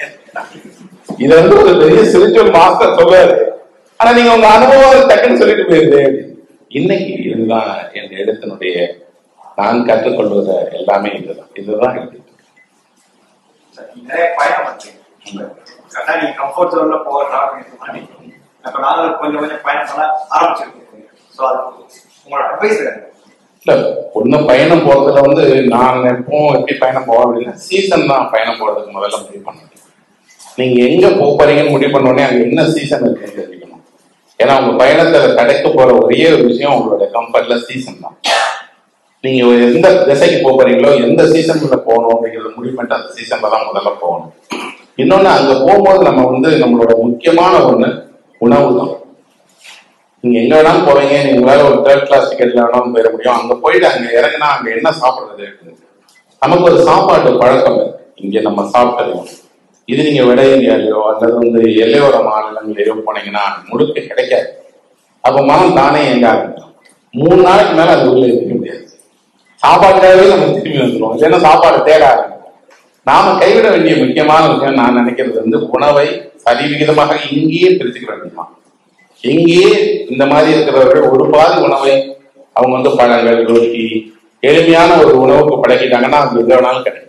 நான் அப்படிதான் ஊர் சுத்த ஆரம்பிச்சா நான் பெரும்பாலும் என்ன பண்ணுவேன் அப்படின்னா அங்க என்ன பழங்கள் கிடைக்கிறதோ அதுதான் சாப்பிடுவேன். அப்புறம் வந்து உணவகங்களை தேடி போமாங்க, கிடைக்கிற உணவகங்கள்ல தான் சாப்பிடுவேன். எல்லாம் தாண்டி எதையாவது ஒண்ணு மிஸ் பண்ணா அதை பத்தி கவலைப்பட மாட்டேன். அந்த ஊருக்கு போனமே அதை பார்க்கலையே, மூடிட்டானே, அதை பத்தி எனக்கு அவசியமே இல்லை. அவ்வளவுதான், பார்க்கல, விட்டு அடுத்த பார்த்துட்டே இருக்குது. பிரபலமான புகழ்பெற்ற இடங்களை பார்க்கணுங்கிறதுதான் நம்ம நோக்கம் இல்லையே. அந்த ஊருக்கு நம்ம போறோம், எதை பார்ப்பேன் அப்படின்னா எங்கெல்லாம் மக்கள் கூடுகிறார்களோ அந்த இடத்த பார்ப்பேன். Railway station, market, junction, cinema theatre, எந்த இடத்துக்கெல்லாம் மக்கள் அதிகம் வந்து நடமாறாங்களோ அந்த இடங்களை பார்ப்பேன். ஏன்னா அந்த இடங்கள் எல்லாம் மக்களோட மனதுல ஏதோ ஒரு வடிவத்துல பதிவாயிருக்கு. நீங்க போய் அந்த தியேட்டரை ராத்திரி 2 மணிக்கு பாத்தீங்கன்னா தெரியும், ஆளே இருக்க மாட்டான். ஆனா பகல் முழுக்க அந்த தியேட்டரை சுற்றி அவ்வளவு கூட்டம் இருக்கும். நாம ஒரு நாள் அந்த மாதிரி ஒரு ஏதோ ஒரு படத்தோட ரிலீஸ் அன்னைக்கு காலையில படம் பார்க்கறது, படம் தியேட்டர்ல உள்ள நுழையவே முடியாது. ராத்திரி 2 மணிக்கு நாங்க அதே தியேட்டர் கேட்டதுக்கு வந்து போனா ஆளே கிடையாது. அந்த பேனர் மட்டும்தான் இருக்கு, ஒரு ஆள் படத்துக்கு எடுக்கலாம். நான் தியேட்டருக்குள்ள எல்லாம் சுத்தி பார்த்து போதும், எனக்கு படம் பார்க்கணும்னு அவசியம் இல்லை, சும்மா அப்படியே சுத்தி பார்த்து திரும்பி வந்து இந்த மாதிரியான ஒரு அனுபவத்தை நீங்க அடையலாம். மற்றபடி முன்னாடி நான் போகிற காலத்துக்கும் இப்பக்கு இடையில நிறைய வேறுபாடு இருக்கு. இப்போ வந்து எங்க போனாலும் உங்களுக்கு போலீஸ், மிலிட்டரி அல்லது வந்து ஏதாவது பரிசோதனைகள், அவரை வெளியில நீங்க போய் ஃப்ரீயா தங்க முடியாது, ரயில் நிலையங்கள்ல நீங்க போய் ஓய்வெடுக்க முடியாது.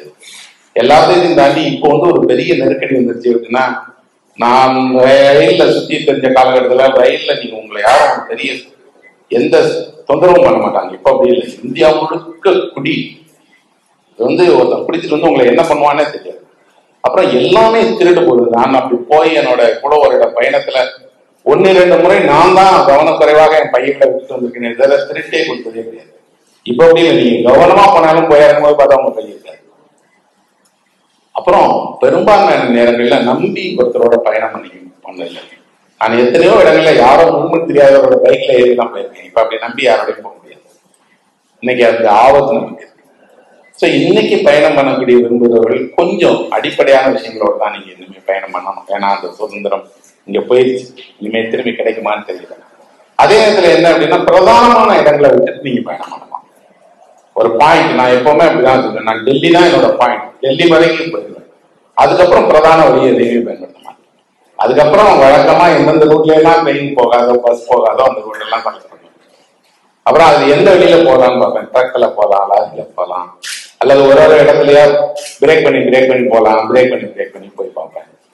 இல்ல ஒண்ணுமே இல்லை அப்படின்னு சொன்னா பேசஞ்சர் ட்ரெயின் எடுத்துக்குவேன். ஏன்னா பேசஞ்சர் ட்ரெயினோட வசதியே என்னன்னா நிறைய சின்ன ரயில் நிலையங்கள்ல நிற்கும். சில நேரம் 1/2 மணி நேரம் 3/4 மணி நேரம்லாம் நிற்கும். அப்ப இறங்கி நம்ம சுற்றிக்குள்ளா போய் பார்க்கலாம். வந்து நான் ஒரு பேசஞ்சர் ட்ரெயின் எங்கெல்லாம் போதும் அந்த பேசஞ்சர் ட்ரெயின் எடுத்து போவேன். அப்புறம் எல்லா மோட்லையும் டிராவல் பண்ண எனக்கு பிடிக்குங்கிறதுனால நான் வந்து அங்க போன உடனே முதல்ல திட்டமிடுவேன், ரிக்ஷால எப்படி போறது, அப்புறம் அங்க என்ன கிடைக்கும், வேற எந்த வாகனம் எப்படி போகலாம் அப்படின்னு. ஏன்னா ஒரு முறை சாத்தூர்ல இருந்து கோவில்பட்டியில இருந்து கிளம்பி டெல்லி வரைக்கும் நான் லாரியிலே போனேன். இந்த லாரியிலே போகும்போது உங்களுக்கு மொத்த இந்தியாவுமே வேற ஒரு விதமா வேற ஒரு அனுபவம் கிடைக்கும். ஒரு 8 நாள் 9 நாள் டெல்லி வரைக்கும் வேற ஒவ்வொரு இடத்துலயா லாரி தண்ணி. இப்போ அது லாரி இந்த ஹைவே வருது. அப்போ அந்த ஹைவே கிடையாது. நிறைய நேரத்துல எங்க பாதை இருக்குன்னே அவங்களுக்கு தெரியாது. ஆந்திரா வரைக்கும் கரெக்டா போயிடுவாங்க. அதுக்கப்புறம் வந்து அவங்க ஒரு 2 நாள் 3 நாளாவது வழி தெரியாம சுத்திட்டே இருப்பாங்க. ஒரு லாரி போகும், பின்னாடியே போயிடுவான். அந்த லாரி எங்கோ போயிடும். பிறகு இவன் வந்து திருப்பி ஒரு மெயின் ரோடுக்கு வந்து சேருவான். இதுதான் எனக்கு நான் பயணம் பண்ண நேரங்கள்ல கிடைச்ச ஒரு அனுபவம். இப்ப நீங்க குறைஞ்சபட்சம் நீங்க அந்த சீசனோட இணைந்து பயணம் பண்ணீங்கன்னா ரொம்ப நல்லா இருக்கும். அந்த சீசனை நம்ம கொஞ்சம் கொஞ்சமா அதை குறிப்பா நீங்க முன்னாடி போறதுக்கு பிளான் பண்ணிட்டு போனீங்கன்னா, இப்ப கூட நானும் என்னுடைய நண்பர்கள் எப்படியும் ஒரு வருடத்துக்கு 4 முறை 5 முறை எங்கேயாவது திட்டமிட்டு போறோம். நாங்க எப்படி திட்டமிடுறோம்னா ஒரு மாநிலத்தை முழுக்க முடிவு பண்ணிக்கிறோம். அந்த ட்ரிப் ஃபுல்லா அந்த மாநிலத்துக்குள்ளதான் இருக்கும். அந்த மாநிலத்தை 4ஆ பிரிச்சுட்டு இந்த 4க்குள்ளேயும் நாங்க வந்து ஒவ்வொரு 5 நாள் இருக்கும். ஒரு 5 நாள் கடற்கரை பகுதிகள் முழுக்க இருப்போம், இன்னொரு 5 நாள் மலையை பார்த்து முழுக்க இருப்போம், ஒரு 5 நாள் பெரிய நகரங்கள்ல இருப்போம், 5 நாள் கிராமத்துல இருப்போம். ஒரு மாநிலத்துல 20 நாள் நாங்க பயணம் பண்ணுவோம். இப்படி வந்து ஒரு வருடத்துல 2 முறையோ 3 முறையோ போவோம். அப்ப குறைஞ்சபட்சம் அந்த மாநிலத்தினுடைய எல்லாத்தையும் நீங்க பாத்துருவீங்க. இப்ப அப்படி போனேன். இப்ப வந்து ஒரிசா கோராபுட்டுக்கு மட்டும் போனேன். இந்த நீங்க புடவை பசா இருக்கிறதுனால நீங்க வந்து ஒரிசாவுடைய கோராபுட் மட்டும் கூட ஒரு தனி ட்ரிப் போய் பாருங்க. ஏன்னா அதிகம் ட்ரைபல்ஸ் வாழக்கூடிய ஒரு பகுதி. ட்ரைபலோட சந்தை நடக்கும். அந்த சந்தை வந்து உங்களுக்கு நீங்க அந்த வரைக்கும் பார்க்காத ஒரு சந்தை. எல்லாமே அவங்க வந்து பழங்குடி மக்கள் அவங்க பொருட்களை கொண்டு வந்து வைக்கிறாங்க.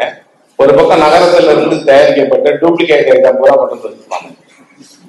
ஒரிஜினல் எல்லாம் மக்கள் கொடுத்துட்டு அவ்வளவு டூப்ளிகேட்டே மலைக்கு வாங்கி வந்துருக்காங்க. ஆச்சரியமா இருக்கும். எல்லா டூப்ளிகேட் ஐட்டமும் அங்க வருது. இந்த சந்தையை போய் பார்த்தேன். அந்த ஆதிவாசிகளோட நிறைய ட்ரைப்ஸ் இருக்காங்க. அவங்களோட இடம்லாம் போய் பார்த்தேன். அப்புறம் அங்கதானே இந்த அலுமினியம் சைட் இருக்கக்கூடிய வேதாந்தா அவங்களுடைய ஃபேக்டரி எல்லாம் இருக்கு. அதை ஒட்டி உருவாகிருக்கக்கூடிய இந்த அரசியல் மாற்றங்கள், மாவோயிசம் எல்லாமே நம்ம போய் பார்க்கலாம். இதுக்கப்புறம் அந்த ஒரிசா, ஆந்திரா, சத்தீஸ்கருடைய பார்டர் இருக்கிறதுனால இந்த 3 ஸ்டேட்டுக்குள்ளாரையும் நீங்க டிராவல் பண்ணலாம். நிறைய இடங்கள்ல லேண்ட் மைன் எல்லாம் இருக்குன்னு சொல்றோம். அதனால அவன் சொல்றான், நாங்க சொல்லாத ரூட்லயே நீங்க டிராவலே பண்ணாதீங்கன்னு சொல்றாங்க. ஆனாலும் நீங்க போய் பார்க்கலாம். குறிப்பாக பள்ளிக்கூடங்களையா பார்த்துட்டே போகலாம். நீங்க இந்த கோராபுட்ல நான் அப்படிதான் டிராவல் பண்ணேன். எங்க ஸ்கூல் பார்த்தாலும் நிறுத்திடுவேன். இறங்கி அந்த ஸ்கூலுக்குள்ள போய் பார்ப்பேன். அங்கே பள்ளிக்கூடம் எப்படி இருக்கு அப்படின்னா ஹாஸ்டல் கிடையாது. கிளாஸ் ரூம்லயே தான் பசங்க படுத்துக்கணும். படிக்கிற மாணவர்கள் கிளாஸ் ரூம்லயே ஒரு பக்கம் படுத்துக்கணும். அப்புறம் கிளாஸ் ஆரம்பிக்கும் போது எல்லாத்தையும் ஓரமா எடுத்து வச்சு திரும்பி நடுவில் கிளாஸ் காந்துடுவாங்க. முடிஞ்ச உடனே இப்ப இவங்களுக்கு லைட் கிடையாதுங்கிறதுனால சோலார்ல இருந்து அவங்க தயாரிக்கிற வெளிச்சத்தை வச்சுதான் பயன்படுத்தணும். மின்சார வசதி கிடையாது. சோலார் லேண்ட் தான் வச்சிருக்கிறாங்க. அப்புறம் குளிர்ங்கிறதுனால பயங்கர குளிர். விரிக்கிறது கூட அவங்களுக்கு போதுமான கம்பளி இருக்காது. இதுக்குள்ள படுத்துட்டு இதுக்குள்ள படிச்சுட்டு இருக்கிறாங்க அந்த பசங்க. என்ன பண்ண போறீங்க அப்படின்னு கேட்டா எல்லா பசங்களுக்கும் இருக்கிற ஒரே ஆசை ஃபாரஸ்ட் ரேஞ்சர் ஆகணுங்கிறது தான். ஒருத்தன் கூட நான் வந்து ஒரு பள்ளிக்கூடத்துல கேட்டேன் கலெக்டர் ஆகணும்னு சொல்லுவாங்க. ஒருத்தன் கூட கலெக்டர் ஆகணும்னு சொல்லவே மாட்டேங்க. ஏன்னா கலெக்டர் ஆனா கடத்திடுவாங்க சார் சொல்லுவாங்க. ஃபாரஸ்ட் ரேஞ்சர் தான் அவங்களுக்கு இருக்கிற பெரிய போஸ்ட். பொம்பளை பிள்ளைங்களுக்கு எல்லாம் டீச்சர்ஸ் ஆகணும். டீச்சர் நாங்க என்னமா பாருங்க டீச்சரா பாருங்க. வேற ஒண்ணு கூட இன்னைக்கு நம்ம பார்க்கிற இவ்வளவு தொழில் முன்னேற்றம் எதுவுமே தெரியும். அப்புறம் நீங்க கொண்டு போயிருக்கூடிய எந்த நவீன உபகரணத்தையும் வாங்கி கூட அவங்க பார்க்கணும்னு நினைக்க மாட்டேங்கிறாங்க. போனோ, லேப்டாப்போ, கேமராவோ எதையும் கையில தொட்டு கூட பார்க்க வர மாட்டேங்கிறாங்க. செஞ்சுட்டே அப்படியே வச்சுட்டாங்க, விட்டுறாங்க. மித்த மாநிலங்கள் எல்லாம் போனீங்கன்னா அதை குழந்தைங்க கேட்பாங்க, வாங்குவாங்க, விளையாடுவாங்க. இவங்க ஒண்ணுமே பண்ண மாட்டேங்கிறாங்க. இந்த ட்ரிப் போய் பாருங்க, நல்லா இருக்கும். கோராபுட் போயிட்டு கோராபுட் மேல நிறைய நீங்க டிராவல் பண்ணலாம். நல்ல லேண்ட்ஸ்கேப் இருக்கு, ஆட்கள் பார்க்கலாம். கீழே திரும்பி வந்தீங்கன்னா அப்படியே வந்து பை ரோடு வந்தீங்க அப்படின்னா ஆந்திராக்குள்ள வந்துடலாம். அந்த பகுதி நல்லா இருக்கு. இப்ப அடுத்த வாரம் போறேன், அடுத்த வாரம் ஃபுல்லா குஜராத் போறேன். இந்த மோடி இப்போ இதாகிறதுனால இப்ப வந்து குஜராத் பக்கத்துல பெரிய பூமி, இப்ப போலாம் அப்படின்னு சொல்லி ஒரு 3-4 நண்பர்கள் நாங்க ஆன் ரோட் போறோம். ஃபுல்லா குஜராத்துக்குள்ள குடியிருந்து ஒரு 8-10 நாள் அந்த ரோட்ல ஒரு ஜீப்ல போகலாம் அப்படின்னு பிளான் பண்ணிட்டு இருக்கோம். சும்மா ஒன்றும் எந்த முக்கியமான ஊரையும் பார்க்க வேணாம்னு இல்லை, ஜஸ்ட் இந்த சாலைகள் எப்படி இருக்கு, ஊர் எப்படி வசதி இருக்கா, வளர்ந்துருக்குதா இல்லையா, ஒரு 4-5 வருடங்களுக்கு முன்னாடி போனேன், இப்ப எப்படி இருக்குங்கிறத பார்க்கலாம் அப்படின்னு ஒரு அப்படி ஒரு பயணம் போனோம். இது எல்லாமே பெரும்பாலும் இந்த பயணங்கள் எல்லாமே ஒரு சொன்ன மாதிரி ஒரு தேடுதல் தான். இதுல என்ன கிடைக்கும் நமக்கு தெரியாது, ஒரு சந்தோஷம் கிடைக்கும். என்ன அப்படின்னா, நமக்கு விருப்பமான ஆட்களோட போறோம், முகம் தெரியாத மனிதர்களை பார்க்கிறோம், இடங்களை பார்க்கிறோம். இதெல்லாம் லைஃப்ல ஒவ்வொரு முறைதான் உங்களுக்கு கிடைக்கும். நிறைய நேரங்களில் பிளான் பண்ணி கிடைக்காம போயிடும். இது அப்படி இல்லை, டக்குன்னு யாரோ சொல்றாங்க நம்ம போலாம் நினைக்கிறோம், நான் அடுத்த வாரம் திட்டமிடவும் போயிடுவோம். அப்படி போகலாம், நீங்களும் கூட நிறைய இடங்கள் பார்க்கலாம். நான் பார்த்த வரைக்கும் நான் ஒரு 3/1 உலகத்தை பார்த்துருக்கிறேன். ஒரு 16-17 நாடுகளுக்கு மேல போயிருக்கிறேன். இவ்வளவு நாடுகள்ல நான் என்னெல்லாம் பெஸ்ட்னு பார்த்தனோ அத்தனையுமே இந்தியாவுக்குள்ளேயே இருக்கு. அதனால அது வந்து சுருக்கமான வழி, உலகத்தை பார்க்கணும்னா இந்தியாவை மட்டும் பாருங்க, இந்தியாவிலேயே உலகத்தை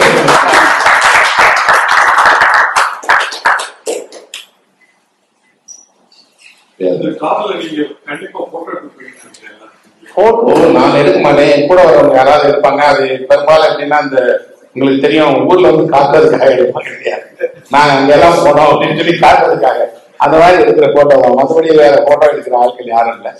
சில சமயம் இப்ப நான் வந்து இந்த இதுக்கு கொராப்புட் டிராவல் பண்ணும்போது என் கூட ஒரு ஐஏஎஸ் ஆபீசர் டிராவல் பண்ணாங்க.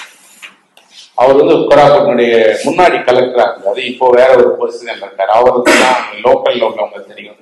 அவர் ஒரு நல்ல போட்டோகிராஃபர், அவர் நிறைய போட்டோகிராஃப் எடுத்தாரு, அந்த போட்டோகிராஃப்ஸ் எங்களுக்கு காட்டினாரு, பெஸ்ட் போட்டோகிராஃப்.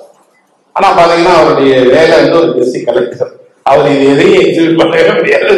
அவர் வீட்டுல வச்சிருக்கிறாரு, அவ்வளவு பெரிய பெரிய ஆல்பமா அவ்வளவு போட்டு கொண்டு வந்துட்டே இருக்கிறார். நான் பெரும்பாலும் எங்க எடுக்கிறது, அதாவது நண்பர்களுக்கு போனா எடுக்கிறாங்க. நான் என் கண்ணு பார்த்தா போதும், அவ்வளவுதான். அந்த இடத்துல அந்த நிமிடம் நின்னேன்னு எனக்கு தெரியும், அது போதும் காட்டணும்னு நான்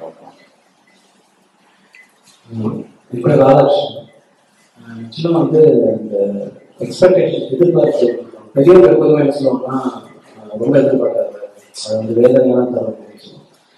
அது நம்மளுக்கே தெரியும்.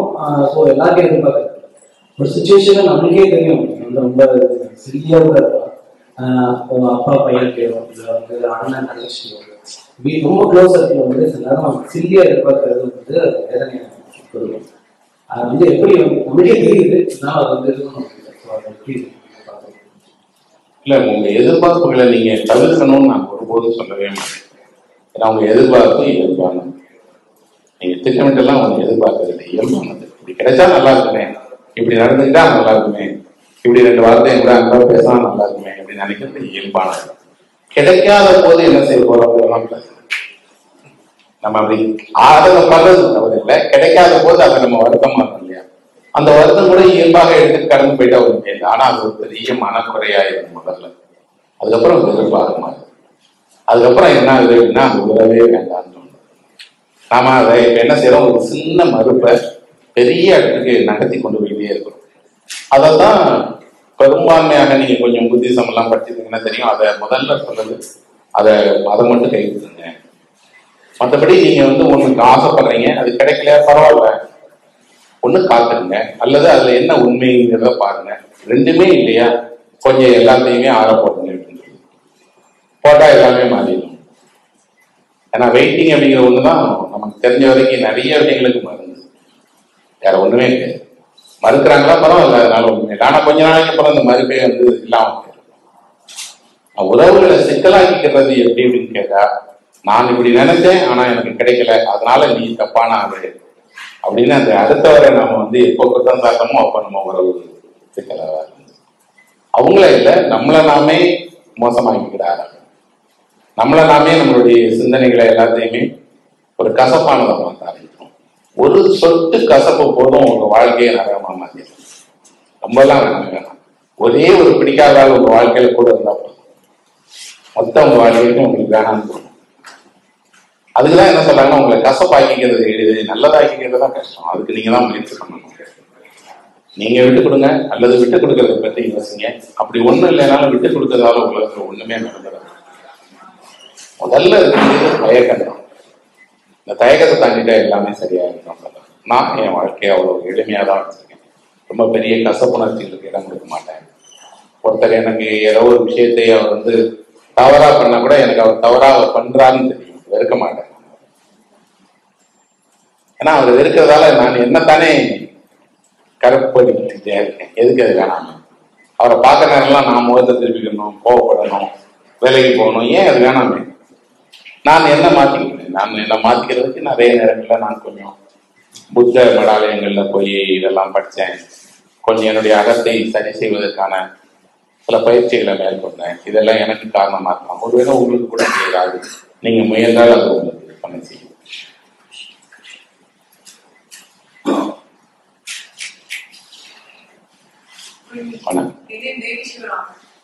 எழுத்தாளனா உங்ககிட்ட இந்த கேள்வி கேட்டா கரெக்டா இருக்கும்னு நான் நினைக்கிறேன். ஒரு 3 years 5 years முன்னாடி அந்த எழுத்து சொன்னதுக்கும் இப்போதைக்கும் நிறைய டிஃபரன்ஸ் இருக்கு. முன்னெல்லாம் நீங்க ஒரு இது எழுதுறீங்கன்னா மக்கள் மனசுல எந்த அளவுக்கு அது பாதிப்பை ஏற்படுத்துங்கிறத மனசுல வச்சுட்டு அது கரெக்டா ரீச் ஆகும்னு சொல்லிட்டு எழுதுறீங்க. இப்போ உள்ள எழுதுங்கெல்லாம் பாத்தீங்கன்னா முக புத்தகம் நிறைய இருக்கு, ஊடகங்கள்லாம் நிறைய ரீச் ஆகிற லெவலுக்கு இருக்கு. சோ என்ன பண்றாங்கன்னா அவங்களுக்குள்ள பதிவை வந்துட்டு எந்த அளவுக்கு இது பண்ண முடியுமோ உடனே பதிவு பண்ணிடுவாங்க. சோ பதிவு பண்ணும்போது அது அடுத்தவங்க படிக்கும் போது எந்த அளவுக்கு அவங்க மனசுல பாதிக்குங்கிறது வந்து ஒரு சிலர் நினைப்பாங்களே எனக்கு தெரியல. ஈவன் அந்த வார்த்தைகள் கூட சோ அது படிக்கும்போது ஒரு மாதிரி கஷ்டமா இருக்கும். சரி ஏன் இந்த மாதிரி பண்றாங்க புரியுது அவங்களோட இது என்ன மாதிரி கஷ்டத்தை இது பண்ணுவாங்க. பட் அந்த மாதிரி அவங்க இது பண்றத நீங்க ஒரு எழுத்தாளனா அது வாசிக்கும் போது நீங்க என்ன ஒரு மனநிலையில இது பண்ணுவீங்க? முன்னாடி எல்லாம் பாத்தீங்கன்னா ஏதாவது ஒரு புத்தகமோ கதையோ அல்லது இலக்கியமோ படிக்கிற ஆள் அப்படின்னு சொன்னாலே அவர் கொஞ்சம் வந்து மென் உணர்ச்சிகள் உள்ளவர், சீரியஸான ஆள். அப்புறம் அவர் வந்து எதையும் உடனே செஞ்சிட மாட்டார், யோசிச்சுதான் செய்வாரு அப்படின்னு ஒரு எண்ணம் இருக்கும். அவர் புத்தகம் படிக்கிறாரு அப்படின்னு சொன்னாலே முதல்ல சொல்லுவாங்க அவருக்கு வந்து கொஞ்சம் பார்த்து பேசுவாரு, நல்லா நடந்துக்கிடுவாரு. இன்னைக்கு இப்போ ஒரு இணையத்துல குறிப்பா பேஸ்புக் மாதிரி இந்த மாதிரியான ஒரு பண்பாடு எல்லாம் வந்த பின்னாடி என்ன இருக்குன்னா யார் வேணாலும் எதை பத்தி வேணாலும் எந்த அபிப்பிராயம் வேணாலும் சொல்லலாம். நான் இந்த சுதந்திரம் சொல்ல மாட்டேன், அராஜகம் அப்படின்னு தான் சொல்லுவேன். எதை வேணாலும் செய்யலாம்னு பேர் சுதந்திரம் கிடையாது, அராஜகம். எதை செய்யணும் எதை செய்யக்கூடாதுன்னு தெரிஞ்சுக்கிறது பேர் தான் சுதந்திரம். எனக்கு சுதந்திரம் இருக்கு, அது சரிதான். ஆனா அது அராஜகமாக இருக்கு, நான் எப்படி இடம் கொடுக்க முடியும்? இது அராஜகம் இப்ப நடக்கிறது. சுதந்திரம்ங்கிறது என்னன்னா உங்களுக்கு ஒரு விஷயம் இருக்கு, இந்த எண்ணத்தை நீங்க வெளிப்படுத்தணும்னா அதுக்கான மொழியை தேர்வு செய்யுங்க, அந்த எண்ணத்தை வெளிப்படுத்துங்க. நீங்க வெளிப்படுத்தும் போது உங்க எண்ணம் தான் வெளிப்படணுமே தவிர நீங்க வெளிப்படணும்னு அவசியம் இல்லை. இன்னைக்கு என்ன இருக்கு அப்படின்னா நான் ஒரு கதையோ கட்டுரையோ எழுதுறேன், இது பிடிக்காம இருக்கலாம், அது தவறே கிடையாது. ஆனால் அதுக்காக என்னையே வெறுக்கணும், என்னையே வந்து ஒருத்தர் வசைப்பாடணும். இன்னைக்கு என்ன இந்த மாதிரியான பேஸ்புக்ல வந்துருச்சு அப்படின்னா யாரை பற்றி வேணும்னாலும் இந்த மாதிரி எழுதுனா உடனே படிக்க நிறைய பேர் காத்துக்கிறாங்க. ஏன்னா நமக்கு இன்னைக்கு நம்ம வாழ்க்கையில ஒண்ணுமே சுவாரஸ்யமா நடக்க மாட்டேங்குது, அடுத்த வாழ்க்கையில நடந்தாதான். அதனால நம்ம என்ன நினைக்கிறோம்னா பேஸ்புக்கை ஓபன் பண்ணி நைட்டு 12 நேரம் எவனுக்காவது ஏதாவது நடந்துறாங்க.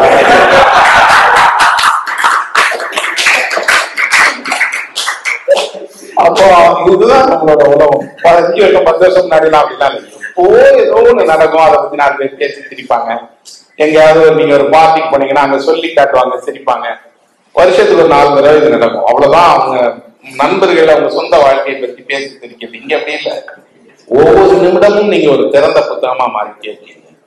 அப்புறம் எதையெல்லாம் நீங்க ரகசியமாக பாதுகாத்து வைக்க நினைக்கிறீங்களோ எல்லாத்தையும் பகிரங்கப்படுத்துறாங்க. அதை அப்படி பகிரங்கப்படுத்தக்கூடாது இல்லையா? அப்ப உங்க வாழ்க்கைக்குன்னு ஒரு சுவையும் இல்லாம போயிடும். உங்கள்கிட்ட எவ்வளவு தெரியாத விஷயங்கள் இருக்கோ அவ்வளவுக்கு அவ்வளவுதான் உங்களுக்கு நண்பர்கள் இருப்பாங்க. ஏன்னா உங்களுக்கு உங்களை பத்தி தெரியாத போதுதான் அவன் கொஞ்சம் கொஞ்சமா தெரிஞ்சுக்கிறான்.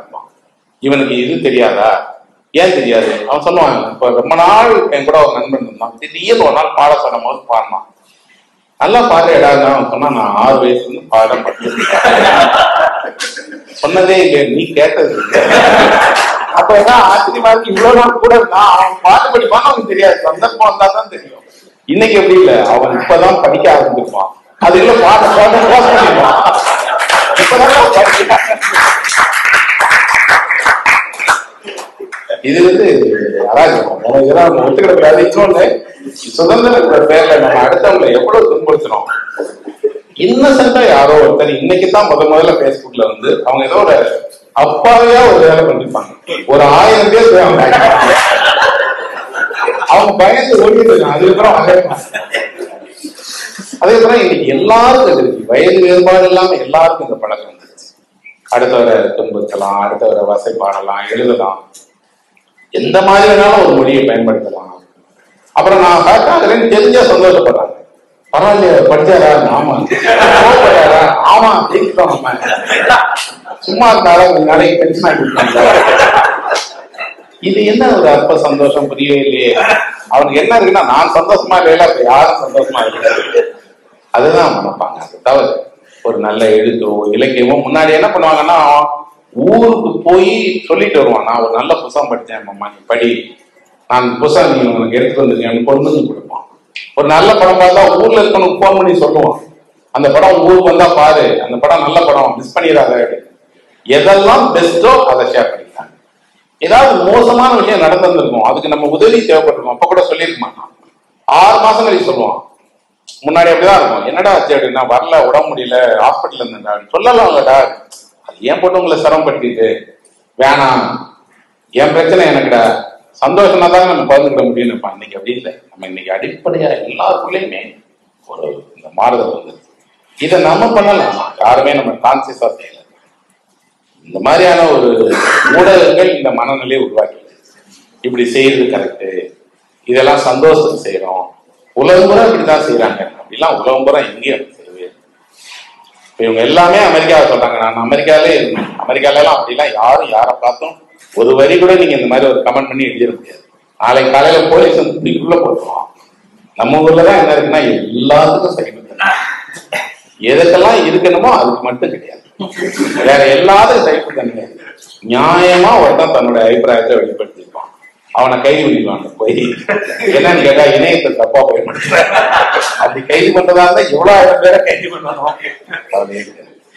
இன்னைக்கு இலக்கியம், எழுத்து, சீரியஸான எல்லா விஷயங்களுக்குமே ஒரு பலத்தை அடிவிடுது.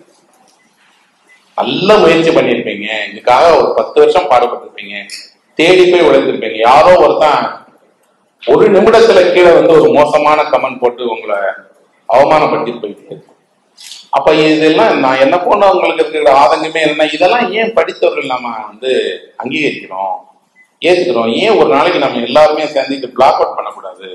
இப்படி எல்லாம் செய்யறவர்களை அனுமதிக்க கூடாதுன்னு நம்ம ஏன் குரல் இருக்கக்கூடாது? குறைந்தபட்சம் இப்படி எல்லாம் பண்ணினாங்கன்னா அங்க போய் ஒரு பிளாக் பண்ணக்கூடிய ஒரு வழியை ஏன் ஒரு குரூப் செய்யக்கூடாது?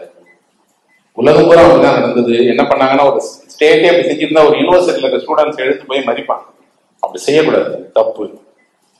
இதெல்லாம் வந்து சமூகத்துக்கு எதிரானதுன்னு சொல்லுவாங்க. நம்ம ஊர்ல தான் அந்த மாதிரி யாருமே பண்ண மாட்டேங்கிறாங்க. இப்பதான் கொஞ்சம் கொஞ்சம் அந்த மாதிரியான அவேர்னஸ் வருது. இப்ப டெல்லியில எல்லாம் யாராவது நீங்க ஏதாவது ஒன்று ஃபேஸ்புக்ல தப்பா போஸ்ட் பண்ணீங்கன்னா, யாராவது ஒரு ஜேஎன்யூல இருந்து ஒரு ஸ்டூடெண்ட் போய் அந்த ஆளை தேடியே போயிடுவான், போய் கேட்பான், ஏன் அப்படி பண்றீங்க, அவங்க யார் தெரியுமா, அவங்க ஒரு ஸ்டூடெண்ட், அவங்கள பத்தி ஏன் எழுதுறீங்க? குறைஞ்சபட்சம் நான் அவங்க இந்த ஜேஎன்யூக்கு போகும்போது அவங்கள பாராட்டினேன், நீங்களாவது அந்த சோசியல் அவேர்னஸோட இருக்கீங்க. ஃபேஸ்புக் தான் யார் வேணாலும் பயன்படுத்துற ஊடகம் தான். ஆனா ஒருத்தர் எல்லை மீறினா அதை போலீஸ் தான் கண்காணிக்கணும்னு அவசியம் இல்லையே. அவனோட பக்கத்துல இருக்க ஃப்ரெண்டு நீங்களே சொல்லலாம், அதை அவங்க செய்யறாங்க. அது நம்ம ஊருக்கு வந்துச்சுன்னா இன்னும் கொஞ்சம் நம்ம ஆரோக்கியமா இருக்கலாம். ஆனா இந்த ஊடகமே தப்புன்னு சொல்ல மாட்டேன். இவ்வளவோ முகம் தெரியாத வேற உங்க கூட நண்பர்கள் ஆக்கிது, பழக வைக்குது, உறவாட வைக்குது. ஆனா இதை தப்பா பயன்படுத்துறவங்கள நம்ம தெரிவிக்காது. நல்ல விஷயங்களை ஸ்ப்ரெட் பண்ணலாம். நிறைய நேரங்கள்ல நீங்க ஒரு ஏதோ ஒரு பண்றீங்க, அதை வந்து உலகம் பூரா எடுத்துட்டு போயிருக்கு. நான் அதை தப்பா பயன்படுத்துறாங்கிறதான். அது எழுத்தாளரால எனக்கெல்லாம் வந்து நான் வந்து அந்த மாதிரியான எந்த சோசியல் நெட்வொர்க்லயும் இல்லை. இல்லாம இருக்கிறதுக்கு ஒரே காரணம் அங்க நடக்கிறத என்னன்னு தெரிஞ்சுக்கிறது தான். வேற ஏதாவது யூசுவலா எல்லா ஆர்ட் ஃபார்ம்லயுமே இந்த காப்பி, இன்ஸ்பிரேஷன், அதுக்கப்புறம் கிரியேட்டிவிட்டி, இந்த டிஃபரன்ஸ் இருக்கும். லைக் ஒவ்வொரு போட்டோ எடுத்துக்கிட்டாலுமே ஒரு போட்டோல இருந்து இன்னொரு போட்டோ இன்ஸ்பயர் ஆகி தான் எடுத்துருப்பாங்க, இல்ல ஒரு போட்டோ காப்பி பண்ணி தான் எடுத்துருப்பாங்க. ஸோ அதுல என்ன டிஃபரன்ஸ் நீங்க பாக்குறீங்க? லைக் எப்படி அதை டிஃபரன்ஷியேட் பண்ணணும், நாங்க எப்படி அதை டிஃபரன்ஷியேட் பண்ணிக்கணும் அப்படின்னு? இல்ல, இப்போ ஒரு காப்பி அப்படிங்கக்கூடியது வந்து ஒண்ணு வந்து அவருடைய எபிலிட்டியே இல்லாம காப்பி பண்றாரு, அவருக்கு ஒரு திறமையும் இல்லை. அதே நேரம் ஒன்ன பார்த்தா அப்படியே அவரால் கிரியேட் பண்ண முடியும். அவன் தான் வந்து காப்பி பண்ணுவான். அவனுக்கு அடிப்படையா திறமையே இல்லாம இன்ஸ்பிரேஷன் அப்படிங்கிறது என்னன்னா உங்களுக்குள்ள இருக்கு, ஆனா என்ன பண்ணணுங்கிறது மட்டும்தான் தெரியல. ஸோ நீங்க இதுல இருந்து இன்ஸ்பயர் ஆகிறீங்க, அதையே நீங்க ஒருபோதும் செய்ய மாட்டீங்க. அதுல இருந்து உந்துதலாக ஒன்று செய்வீங்க. ஒரு இன்ஸ்பிரேஷன் உங்களுக்கு கிடைச்சுன்னா அது வந்து உங்க கிரியேட்டிவிட்டிக்கான ஃபர்ஸ்ட் ஸ்டெப் ஆகும். உங்க கிரியேட்டிவிட்டி எப்படி வரும் அப்படின்னு சொன்னா, அது எப்படி அதோட ஒரிஜினாலிட்டி அப்படிங்கிற இடத்த அடையும் அப்படின்னா, நீங்க தொடர்ந்து அந்த வேலையை செய்ய செய்ய உங்களுக்குன்னு ஒரு மொழி கிரியேட் ஆகும், உங்களுக்குன்னு ஒரு பார்வை வரும், உங்களுக்குன்னு ஒரு குறிப்பிட்ட கோணம் தேர்வாகும். நீங்க அதை ஏன் செய்யறீங்கன்னு உங்களுக்கு தெரியும். ஒரிஜினாலிட்டிங்கிறது வந்து உலகத்துல அந்த மாதிரி யாருமே பண்ணாதது இல்லை. ஒரிஜினாலிட்டி நீங்க பண்ற மாதிரி இன்னொருத்தர் பண்ண முடியாது, அதான் ஒரிஜினாலிட்டி. நான் பிறந்திருக்கிறேன்னா நான் தான் ஒரிஜினல். என்ன மாதிரி ஒருத்தர் அப்படி இருக்கவே முடியாது. குளோனிங் பண்ணி என்ன இன்னொருத்தரை கிரியேட் பண்ணா கூட என்னோட மனது என்னோட விருப்பங்கள் எல்லாமே அவருக்கு இருக்காது. அந்த நானாக இருப்பது இருக்கு இல்லையா, அதுதான் ஒரிஜினல் நான் நினைக்கிறேன். இந்த ஒரிஜினல் உங்களோட ஒர்க்லயும் வரும். ஏன்னா யாரோ ஒருத்தர் பார்த்தோன்னே சொல்றாரு, இல்ல தனியா இருக்கிறாரு, தனியா தெரிகிறாரு. அது எப்படி அவர் மட்டும் தனியா தெரிகிறாரு? அந்த ஒரிஜினாலிட்டி தான் அவர் தனியா தெரிய வைக்கணும். அது பெரும்பாலும் அந்த ஒரிஜினாலிட்டி வர்றதுக்கு காரணம் நீங்க கொஞ்சம் ஆழமான தளங்களை நோக்கி போகணும், படிக்கணும், கத்துக்கணும், உங்களை மேம்படுத்திக்கணும். இன்னொன்னு மாஸ்டர்ஸ் இருக்காங்க இல்லையா, அவங்க எல்லாமே வெறும நான் மாஸ்டர்ஸா இருக்காங்கன்னு நான் நம்பவே மாட்டேன். என்னை பொறுத்தமட்டில் நான் வெயிட் பண்ணக்கூடிய எல்லாமே என்னோட மாஸ்டர்ஸ் தான். அவங்கள திருப்பி திருப்பி நம்ம படிக்க போறோம், திருப்பி அவங்கள போய் வந்து அவங்க பண்ணின வேலையை பார்க்க போறோம். அப்பதான் நம்ம அவங்க இதை செய்யறதுக்கு எவ்வளவு பெரிய முயற்சி எடுத்திருக்காங்க, நம்ம எவ்வளவு ஒரு தொழில்நுட்பத்தினுடைய எளிமையான காலத்துல வாழ்ந்துட்டு இருக்கிறோம், எல்லாமே வீட்டுல கிடைக்குது. இன்னைக்கு ஒரு புத்தகம் எடுத்தேன், அபிராம சிந்தாமணின்னு, இவ்வளவு பெரிய புத்தகம். அந்த புத்தகத்துல 15,000 என்ட்ரி. இந்த 15,000 என்ட்ரியும் ஒரு பென்சில் வச்சு நோட்ல எழுதிருக்கிறாரு. அப்ப அது எவ்வளவு பெரிய வேலை. கம்ப்யூட்டர் வச்சுட்டு 15,000 என்ட்ரி இன்னைக்கு ஒவ்வொன்றுக்கும் ஒவ்வொரு பக்கம் எழுத சொன்னாலே முடியாது.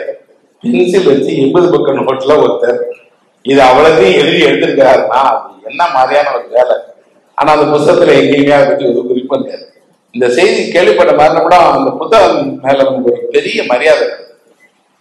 இப்படிதான் மாஸ்டர்ஸை நம்ம பாக்குறோம். இந்த தொழில்நுட்பம் இல்லாத காலத்திலேயே இவ்வளவு பெரிய சாதனை செஞ்சிருக்கிறாங்க, எவ்வளவு பெரிய பெயிண்டர் இருந்திருக்கிறாங்க, எவ்வளவு பெரிய மியூசிஷியன் எல்லாம் வந்திருக்கிறாங்க. நமக்கு கிடைச்சிருக்கக்கூடியது எல்லாமே அவங்களுக்கு கிடைக்காத அத்தனையும் நமக்கு கிடைச்சிருச்சு. இப்ப நம்ம அவங்கள தாண்டணுமா இல்லையா? குறைந்தபட்சம் அவங்க தொட்ட உயரங்களையாவது நம்ம தொடரணும் இல்லையா? விளையாட்டு மாதிரி தான். ஒரு செகண்ட் நீங்க கடந்தீங்கன்னா போதும். ரொம்ப ஓடி ஜெயிக்கணும்னு யாரும் சொல்லவே மாட்டாங்க. அவன் ஓடின தூரத்தோட ஒரு அடி கூட வைங்க, அவ்வளவுதான் ஜெயிச்சிருக்கீங்க. அந்த ஒரு அடி கூட வைக்கிறதுக்கு நீங்க என்ன பண்ணணும்? ஓடித்தான் வேற வழி என்ன இருக்கு? ஆனா அந்த ஒரு அடிதான் ஜெயிக்கிறதுக்கான வழி. அது ஒரு அடிதான் அது ஒரிஜினாலிட்டி. மற்றபடி காப்பி பண்றது வந்து எல்லாத்துலயும் அந்த விஷயம் இல்லாததான் காப்பி பண்ணுவான். அவன்கிட்ட ஒண்ணுமே இல்லை, ஆனா அவன் தன்னை காட்டிக்கிறோம்னா அவன் எங்க இருந்தாலும் அந்த காப்பி பண்ணி கொடுப்பான். அவனா நம்ம கண்டுக்கிற வேண்டிய அவசியம். நீங்க அடிக்கடி டிராவல் பண்றீங்க, உங்க டிராவல் ஒர்க் பர்சனல் பேலன்ஸ் பண்றீங்க, அட்லீஸ்ட் எங்க போறீங்க? நான் வந்து ஒரு பார்க்க அப்படி எல்லாம் ஊர் சுத்தினாலும் ரொம்ப டிசிப்ளைன்டான ஒரு ஆள். நான் ஒரு வருஷம் என்ன பண்ண போறேங்கிறத வருஷம் முன்னாடியே திட்டமிடுறேன். ஒரு மாதம் என்ன பண்ண போறேங்கிறத திட்டமிடுறேன். எழுதுறதுக்கான நேரம் ஒதுக்குறேன், படிக்கிறதுக்கான நேரம் ஒதுக்குறேன். எல்லாத்தையும் நான் வந்து ஒரு வரையறைக்கு உட்பட்டு அதுக்குள்ளேயே தான் செஞ்சுருப்பேன். அதுக்குள்ள சுதந்திரமா செய்வேன். ஆனா ஒரு பேசிக் டிசிப்ளின் எனக்கு ஒண்ணு இருக்கு. எழுத வேண்டிய நேரங்கள்ல எழுததான் செய்யறேன், படிக்க வேண்டிய நேரத்தை ஒதுக்கி படிக்க தான் செய்யறேன். ஒருவேளை அதுல ஏதாவது விட்டுட்டேன் அப்படின்னா அதுக்காக ஒரு நேரம் எடுத்து ஒரு மாணவன் எப்படி படிப்பானோ அப்படி படிக்க தான் செய்வேன். இதை நான் என்னை வந்து முறைப்படுத்திக்கிட்டேன். அப்படி செஞ்சுக்கிறதுலன்னா இந்த வேலையெல்லாம் நான் செய்ய முடியாது, ஏதாவது ஒண்ணு வந்து என்னை எடுத்து போயிடும், இன்னொரு பக்கம் போக முடியாதுங்கிறதுக்காக 3க்குமே போதுமான அவகாசம் கொடுப்பேன். சில சமயம் மாத கணக்குல எழுதிட்டே தான் பயணமே போக மாட்டேன். மாத கணக்குல சில சமயம் பயணம் போவேன், எழுதவே மாட்டேன். அப்ப என்ன நான் ஒரு வருடத்தை தீர்மானிக்கிறேன், நான் இப்படிதான் வாழ போறேன், இதுதான். அப்படி திட்டமிடுறதுக்கு செய்யறதுக்கு இருக்கக்கூடிய முக்கியமான உதவி என்ன அப்படின்னா, என்னென்னலாம் செய்யக்கூடாதுன்னு எனக்கு தெரியும். நான் டிவியே பார்க்கவே மாட்டேன், அதனால எனக்கு பெரும்பான்மையான நேரம் மிச்சம். அதுக்கப்புறம் நான் விரும்பிய திரைப்படங்களை மட்டும்தான் நான் போய் பார்க்க போறேன். அதனால எனக்கு திரைப்படம் பார்க்கறதுல ஒரு செலக்ஷன். நான் எனக்கு ஏதாவது படம் பிடிச்சிருந்தா அந்த படத்தை நான் போய் பார்க்க போறேன். மற்ற நேரம் எல்லா படமும் பார்க்கணும்னு ஒரு கட்டாயம் கிடையாது. படிக்கிறதும் அப்படிதான். நான் படிக்கிற புத்தகங்கள்லாம் நான் விரும்பி தேர்வு செய்து வாங்குற புத்தகங்கள், அதை தான் படிக்க போறேன். என்னெல்லாம் வெளியாகதோ அத்தனையும் படிக்க மாட்டேன். அதெல்லாம் படிக்கலைன்னு கேட்டாங்கன்னா ஆமான்னு தான் சொல்லுவேன். அங்க அதுல எல்லாம் நான் வந்து ஒரு இக்னரண்டா இருக்கிறத பத்தி எனக்கு கவலை கிடையாது, அப்படிதான் இருப்பேன். நான் எது பிடிச்சிருக்கோ அதை படிக்கிறேன், பார்க்க வேண்டியதை பார்க்கறேன், போக வேண்டிய ஊருக்கு போறேன். எல்லாம் தவிர ஒரு சின்ன சர்க்கிள் தான் எனக்கு நண்பர்கள். அவங்க தான் திரும்பி பார்க்குறோம், அவங்க கூட தான் பேசுறோம், அவ்வளவுதான் வாழ்க்கை. என்னெல்லாம் செய்யக்கூடாது அப்படின்னு எனக்கு தெரியும். அதை செய்யக்கூடாதுதான் நிறைய நேரத்தை எடுத்துக்கிறது, நிறைய நம்மளை வந்து வீண் விரயமாகக்கூடிய பொழுதுகள் இருக்கு. அதை நான் பெரும்பாலும் தவிர்த்துறேன். மற்றபடி இந்த ஷெடியூலிங் அப்படிங்கிறது என்ன கேட்டா அது வேணும் அப்படின்னு நான் நினைக்கிறேன். உலகத்துல பெரிய வேலைகள் செய்ய முற்பட்டவங்க எல்லாமே ஒரு திட்டமிடல் வச்சிருந்தாங்க. நான் காந்தியிடம் தான் இதை நான் காந்தி படித்தேன். காந்தி படிக்கும் போது காந்தி வந்து ஒரு நாளை எப்படி திட்டமிடுவாருன்னு அவரோட ஷெடியூலை என்னோட பள்ளி நாட்கள்ல படித்தேன்.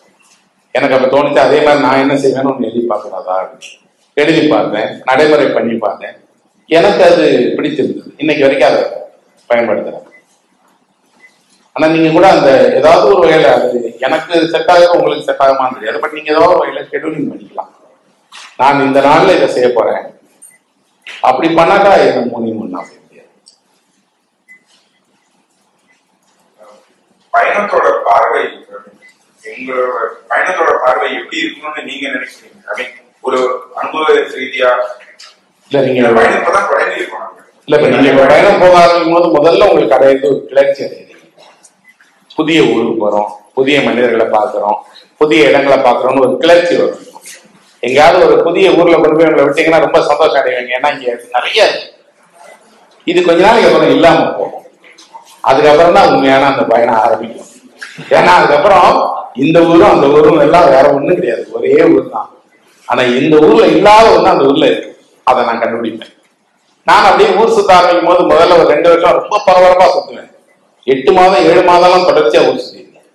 சுத்திட்டு வீட்டுக்கு திரும்பி ஒரு மாதம் தோணும் அடுத்த பயணம் எப்ப போகலாம். பையன் எடுத்துட்டு உடனே போய் போய் போய் ஒரு நாள்ல தோணுச்சு ஒண்ணுமே கிடையாது. எல்லா ஊரையும் நான் ஒரே அளவுகோல் வச்சுதான் அளக்குறேன். அது என்னன்னா எங்க ஊர்னு எனக்கு ஒரு ஸ்கேல் இருக்கு.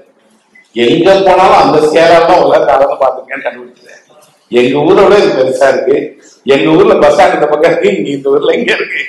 எந்த உலகத்துல எந்த மூலையில கொண்டு போய் என்னை விட்டாலும் அந்த ஊரை என்னோட ஊருங்கிற ஸ்கேல் வச்சுதான் நான் அளக்குறேன். இது தெரிஞ்ச ஆரம்பிக்க முன்னாடி உலகத்துல தெரியாத ஊரே எனக்கு கிடையாது.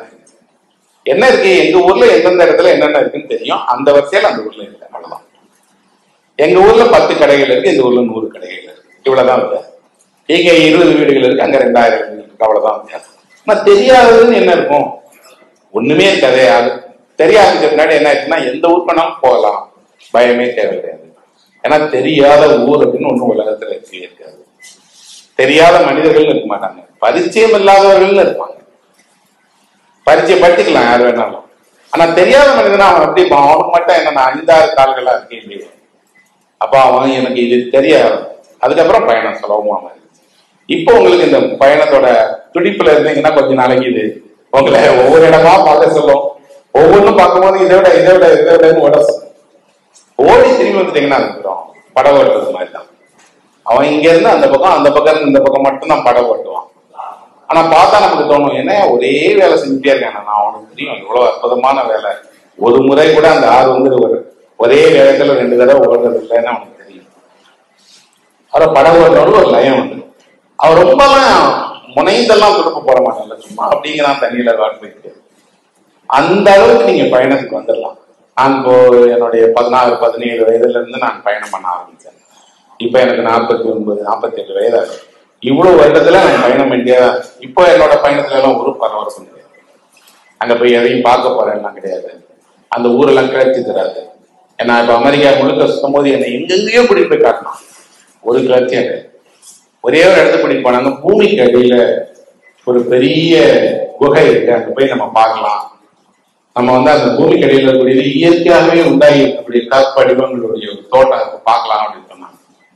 நாங்க போய் ஒரு பூமிக்கு அடியிலேயே இருக்கக்கூடிய இறங்கி போய் ஒரு 30-40 நிமிடங்கள் பூமிக்குள்ள போனோம். உள்ள போனா அப்படி விதவிதமான வடிவங்கள்ல கல் வந்து தொங்குது. அங்க மட்டும்தான் நான் அமெரிக்கால ஆச்சரியப்பட்டேன். வேற ஒரு அமெரிக்காவுடைய பிரமிக்கக்கூடிய ஒண்ணுமே எனக்கு இல்லை. அவன் சொன்னா என்ன எல்லா வேர்ல்ட் கலெக்ஷன்ல இருந்து அத்தனையும் காட்டினேன், அது எதுவுமே அவனை ஒன்றும் பண்ணவே இல்லையா. இங்க என்ன வெறும் கல் தானே அப்படின்னா, இந்த கல் தான் உலகத்துல நான் எங்கேயுமே பார்க்காத கல். இந்த மாதிரி அது எப்படி இருக்குன்னா, அந்த கல் வந்து கல்லுலயே ஒரு விதவிதமான வடிவங்களை நீங்க யோசிச்சுக்கோங்க. எப்படியெல்லாம் கற்பனை பண்றீங்களோ அத்தனை வடிவத்திலையும் கல் அங்க உருகி தொங்கிக்கிட்டே இருக்கு. உங்க கண் முன்னாடி அந்த கற்படிவங்கள் உருகி தொங்குது. பிரமாதமான இடம். போனா பாருங்க, லூரே கேவன்ஸ் அப்படின்னு அது பேரு. இந்த லூரே கேவன்ஸ் வந்து பூமிக்கு உள்ள அவ்வளவு உள்ள போறதுக்கான வழியெல்லாம் ப்ராப்பரா ஏசி பண்ணி வச்சிருக்காங்க. உள்ள நம்மளை அழைச்சிட்டுலாம் போறாங்க. நான் பூமிக்கு அடியில போய் உன்னை பார்க்கும் போதுதான் நமக்கு ஒரு பயணத்துல நமக்கு ஏதோ ஒண்ணு கிடைக்கும். மற்றபடி வெளியில ரோட்லயே டிராவல் பண்ணேன். கிட்டத்தட்ட ஒரு 30 ஸ்டேட்ல வந்து நான் ரோட்ல போனேன். அவ்வளவு இடத்துலயுமே அந்த பயணம் போனது எனக்கு பிடிச்சிருந்தது. அந்த டவர், மேன்மேட் பில்டிங் எதுவுமே எனக்கு பிடிக்கல. அது என்ன ஒண்ணுமே இல்லை. இந்த நகரத்துல இருக்கிற மாதிரி இன்னொரு ஊர்ல இருக்கு. அங்கே அந்த சாலை ஓரத்தில் இருக்கிற வாழ்க்கை, அங்க இருக்கிற ஒரு மரம். போய் இறங்கின உடனே நான் அமெரிக்கால முதல்ல என்ன கேட்டேன் அப்படின்னா, அமெரிக்கானோட மிக வயதான ஒரு மரத்தை நான் பார்க்க விரும்புறேன். அது என்னன்னு கேட்டு கண்டுபிடிச்சு எந்த ஊர்ல இருக்குன்னு சொல்ல அங்க போவோம். நம்ம எல்லா ஊர்லயும் அப்படி ஒரு வயதான மரம் இருக்குன்னா, அப்ப இந்த ஊர்ல எந்த மரம் இருக்குன்னு சொல்லு. முதலா நான் அதை தான் பார்ப்பேன் உங்க ஊர்ல. அப்படி போய் முதல்ல இறங்கி ஒரு 135 வருட பழமையான ஒரு ஓக் ட்ரீயை போய் பார்த்தோம். நான் அதுக்கு முன்னாடி போய் நின்று கொஞ்ச நேரம் என்ன நான் அறிமுகப்படுத்திக்கிட்டேன். நான் வந்து இந்தியால இருந்து வரேன், என் பேர் இது, உன்னை சந்திக்க சந்தர்ப்பம் வந்து எனக்கு கிடைச்சிருந்தது. எனக்கு ஒரு பெரிய பாக்கியம். ஏன்னா ஒரு மரம் எவ்வளோ ஆயிரம் மனிதர்களே கடந்து போயிருக்கும். எவ்வளோ ஆயிரம், இந்த வாழ்க்கையை மொத்த அமெரிக்க வாழ்க்கையை பார்த்துக்குமே. அது அவ்வளவுக்கு ஒரு வரலாற்று சாட்சி மாதிரி இருக்கிற, உயிரோட இருக்கிற, இன்னும் மரம் அசைஞ்சிட்டு இருக்கு. ஸோ நான் ஒரு சிம்பிள் டிராவலர் முறையில உன்னை பார்க்கறதுல எனக்கு ஒரு சந்தோஷம்னு நான் அந்த மரத்தடியில போய் நின்று மானசீகமா சொல்லிட்டு இனிமே அமெரிக்காவை பார்க்கலாம் அப்படின்னு சொன்னேன். சரி, இது ஒரு எக்ஸ்பீரியன்ஸ். இது ஒரு சாதாரணமா 25 வருஷத்துக்கு முன்னாடி நான் போனேன்னா எனக்கு இது நடந்திருக்காது. அப்போ போனா உடனே என்னெல்லாம் இருக்கு லிஸ்ட் போடு, அதெல்லாம் பார்க்கணும். ஒரே நாள்ல பார்க்க முடியுமா? பார்த்துடலாம். இரவு 2 மணி 3 மணி வரைக்கும் நான் தூங்காம சுத்தி பார்ப்பேன். இப்ப அப்படி அதை வடிஞ்சிச்சு. அது உங்களுக்கு நடக்கும். ஏன்னா தொடர்ந்து நீங்க பயணம் போக ஆரம்பிச்சீங்கன்னா ஒரு 10 ஆண்டுகள் அதுக்கப்புறம் உங்களுக்கு அது வந்து ஒரு ஹாபி தான். இதெல்லாம் பொழுதுபோக்கு காலம் போல அர்த்தத்தோட தான் நம்ம போறோம். எங்களோட இடத்துல ஒரு ஆழமான காரணத்தோட தான் போறோம் அப்படின்னு தெரியும். சொல்ல வேணாம் அது என்ன காரணம்னு நீங்க யாருக்கும் சொல்லணும்னு அவசியம் இல்லை. ஆனா உங்களுக்கே தெரியும். பயணம் உங்களை நிச்சயமா அப்படி மாற்றும். அதனாலதான் நான் திரும்பி இந்தியாவில சொல்றேன், வந்து இந்தியாவில பிறந்த ஒரு ஆள் ஒரு முறை அதை முழுக்க பார்க்க வேண்டாம்னா அதுக்கப்புறம் அவன் வாழ்க்கையில இந்தியாவை பத்தி அவனுக்கு இருக்கிற எல்லா எதிர்ப்பான எண்ணங்களும் மறந்து அவன் இந்தியாவை ஒருபோதும் விட்டு கொடுக்கவே மாட்டான். ஒரு தடவை முழுக்க பார்த்துருங்க. என்ன 4 வருடம் ஆகும், அவ்வளவுதான். ரொம்ப எல்லாம் ஒன்றும் ஆகாது. ஒரு ஆண்டுக்கு ஒரு 4 மாநிலங்கள் பார்த்தீங்கன்னா 4 வருஷத்துல நீங்க மொத்த இந்தியாவையும் குறுக்க நெருக்க பார்த்துக்கலாம். அவ்வளவுதான். அந்த 4 வருஷம் செலவிட்டீங்கன்னா லைஃப் டைமுக்கு அது உங்களுக்கு கிடைச்ச பெரிய ஆசை. நீங்க இருப்பீங்க, உங்க பிள்ளைங்களுக்கு சொல்லுவீங்க. ஒரு கலாச்சாரமே மொத்தமா மாறிடும். உங்க குடும்ப வாழ்க்கையில உங்க முழு வாழ்க்கையை பரடி போட்டோம். நான் அனுபவபூர்வமா இதை அப்படி சுத்தி பார்த்து வாழ்ந்துருக்கேன். அதனால நான் வந்து அதை தைரியமா சொல்லுவேன், இது என்ன மாத்துச்சு, நிச்சயமா உங்களையும் மாற்றும். அதனால நிறைய போங்க, போய் பாருங்க, பாத்தீங்கன்னா கிடைக்கும். முடிச்சுக்கலாமா? உங்ககிட்ட கேள்வி கிடையாது, ஒரு நன்றி வினைகள் அந்த மாதிரி. நீங்க செகண்ட் இயர் எக்ஸிபிஷன் வந்து போனப்போ சொன்ன ஒரு வார்த்தை வந்து, நீங்க எந்த இடத்துக்கு போனாலும் அந்த என்வாயர்மெண்டோட ஒன்னா நான் எடுத்துக்கணும் ஒரே ஒரு சின்ன டூல். அது முடிச்சதுக்கு அப்புறம் இதே ஆர்வத்தோட அந்த ஒரு போதையில போய் செகண்ட் ஒரு அந்த எக்ஸிபிஷன் முடிச்ச 2வது 3வது ஒர்க் போறோம். சோமங்கலம் அந்த ஒர்க் போறோம். அந்த ஊர் போக பரிச்சயம் யாருக்கும் அந்த அளவுக்கு கிடையாது. சரி போலாமே அப்படின்ட்டு போயிட்டோம். கரெக்டாக ஒரு 5:30 மணிக்கு 6 மணிக்கு போல எங்களோட மீட்டிங் பாயிண்ட் யாரும் வரல. நானும் அருண் டைட்டன் 2 பேர் தான் போறோம். போய் பார்த்தா அது ஒரு நாங்க எதிர்பார்த்த அளவுக்கு பெரிய ஒரு ஊர் கிடையாது. போய் ஒரு பஸ் ஸ்டாண்ட் முடிஞ்சிச்சு ஊருக்கு அப்படின்ட்டாங்க. இதுக்கப்புறம் எங்கன்னா ஒரு 2 திருவா சைடு இருக்கு, 2 சைடு இந்த சைடு இருக்கு. அங்க போனீங்கன்னா ஒரு வயக்காடு இருக்கும். சரி வயக்காடு போய் பார்க்கலான்ட்டு வண்டியை எடுத்துட்டு இந்த வயக்காடு போறோம் அப்படின்னா நாங்க 2 பேரும் ஸ்லிப்பர் எல்லாம் போட்டு இறங்கினா அங்க ஒரு கழனியில ஒருத்தர் நடந்து போயிட்டு இருந்தாங்க. எங்களுக்கு என்னன்னா அந்த கழனி நடந்து போற கொஞ்சம் தூரத்துல வந்து ஒரு ஆடு பாத்து மேய்ச்சி இருந்தாங்க. சரி போய் போட்டோ எடுக்கலாம் அப்படின்ட்டு போனோம். 2 பேரும் 1000 ரூபாய் ஷார்ட்ஸ் எல்லாம் போட்டு கீழே இறங்கிட்டோம். கொஞ்ச தூரம் அப்புறம் எங்களால் நகர முடியல. என்னன்னா சேர்ல மாட்டிக்கிறோம். அப்பதான் எங்களுக்கு தோணுன ஒரு விஷயம் வந்து அந்த என்வாரன்மெண்டோட நாங்க ஒன்னாவது. அடுத்த வேலையை 2 பேரும் ஸ்லிப்பர் எல்லாம் கழட்டி ஓரமா வச்சோம். தத்தகத்துக்கு தான் சேல் நடந்தோம். ஆனா சேல் நடந்து போனதுக்கு அப்புறம் எங்களுக்கு போட்டோ எடுக்க தோணவே இல்லை. என்னன்னா எங்களுக்கு ஒரு புரிதல், இந்த என்வாரன்மெண்ட் நம்மளுக்கு தெரியாம தான் நம்ம ரோட்ல அன்சைட் போயிட்டு இருக்கோம். இது உள்ள எப்படி நடக்குதுன்னு நமக்கு தெரியல.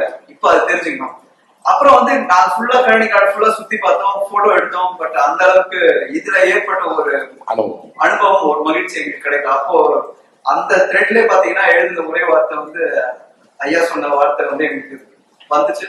இது 2 வருஷம் கழிச்சு இதே எக்ஸிபிஷன் நீங்களா வந்திருக்கீங்கன்னு சொல்றதுக்கு ரொம்ப சந்தோஷமா இருக்கு.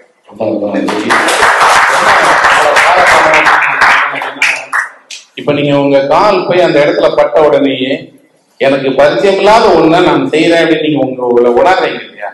இதுதான் உலகத்திலேயே மிகப்பெரிய விஷயம், தன்னை உணர்ற தருணம்னு சொல்றான்.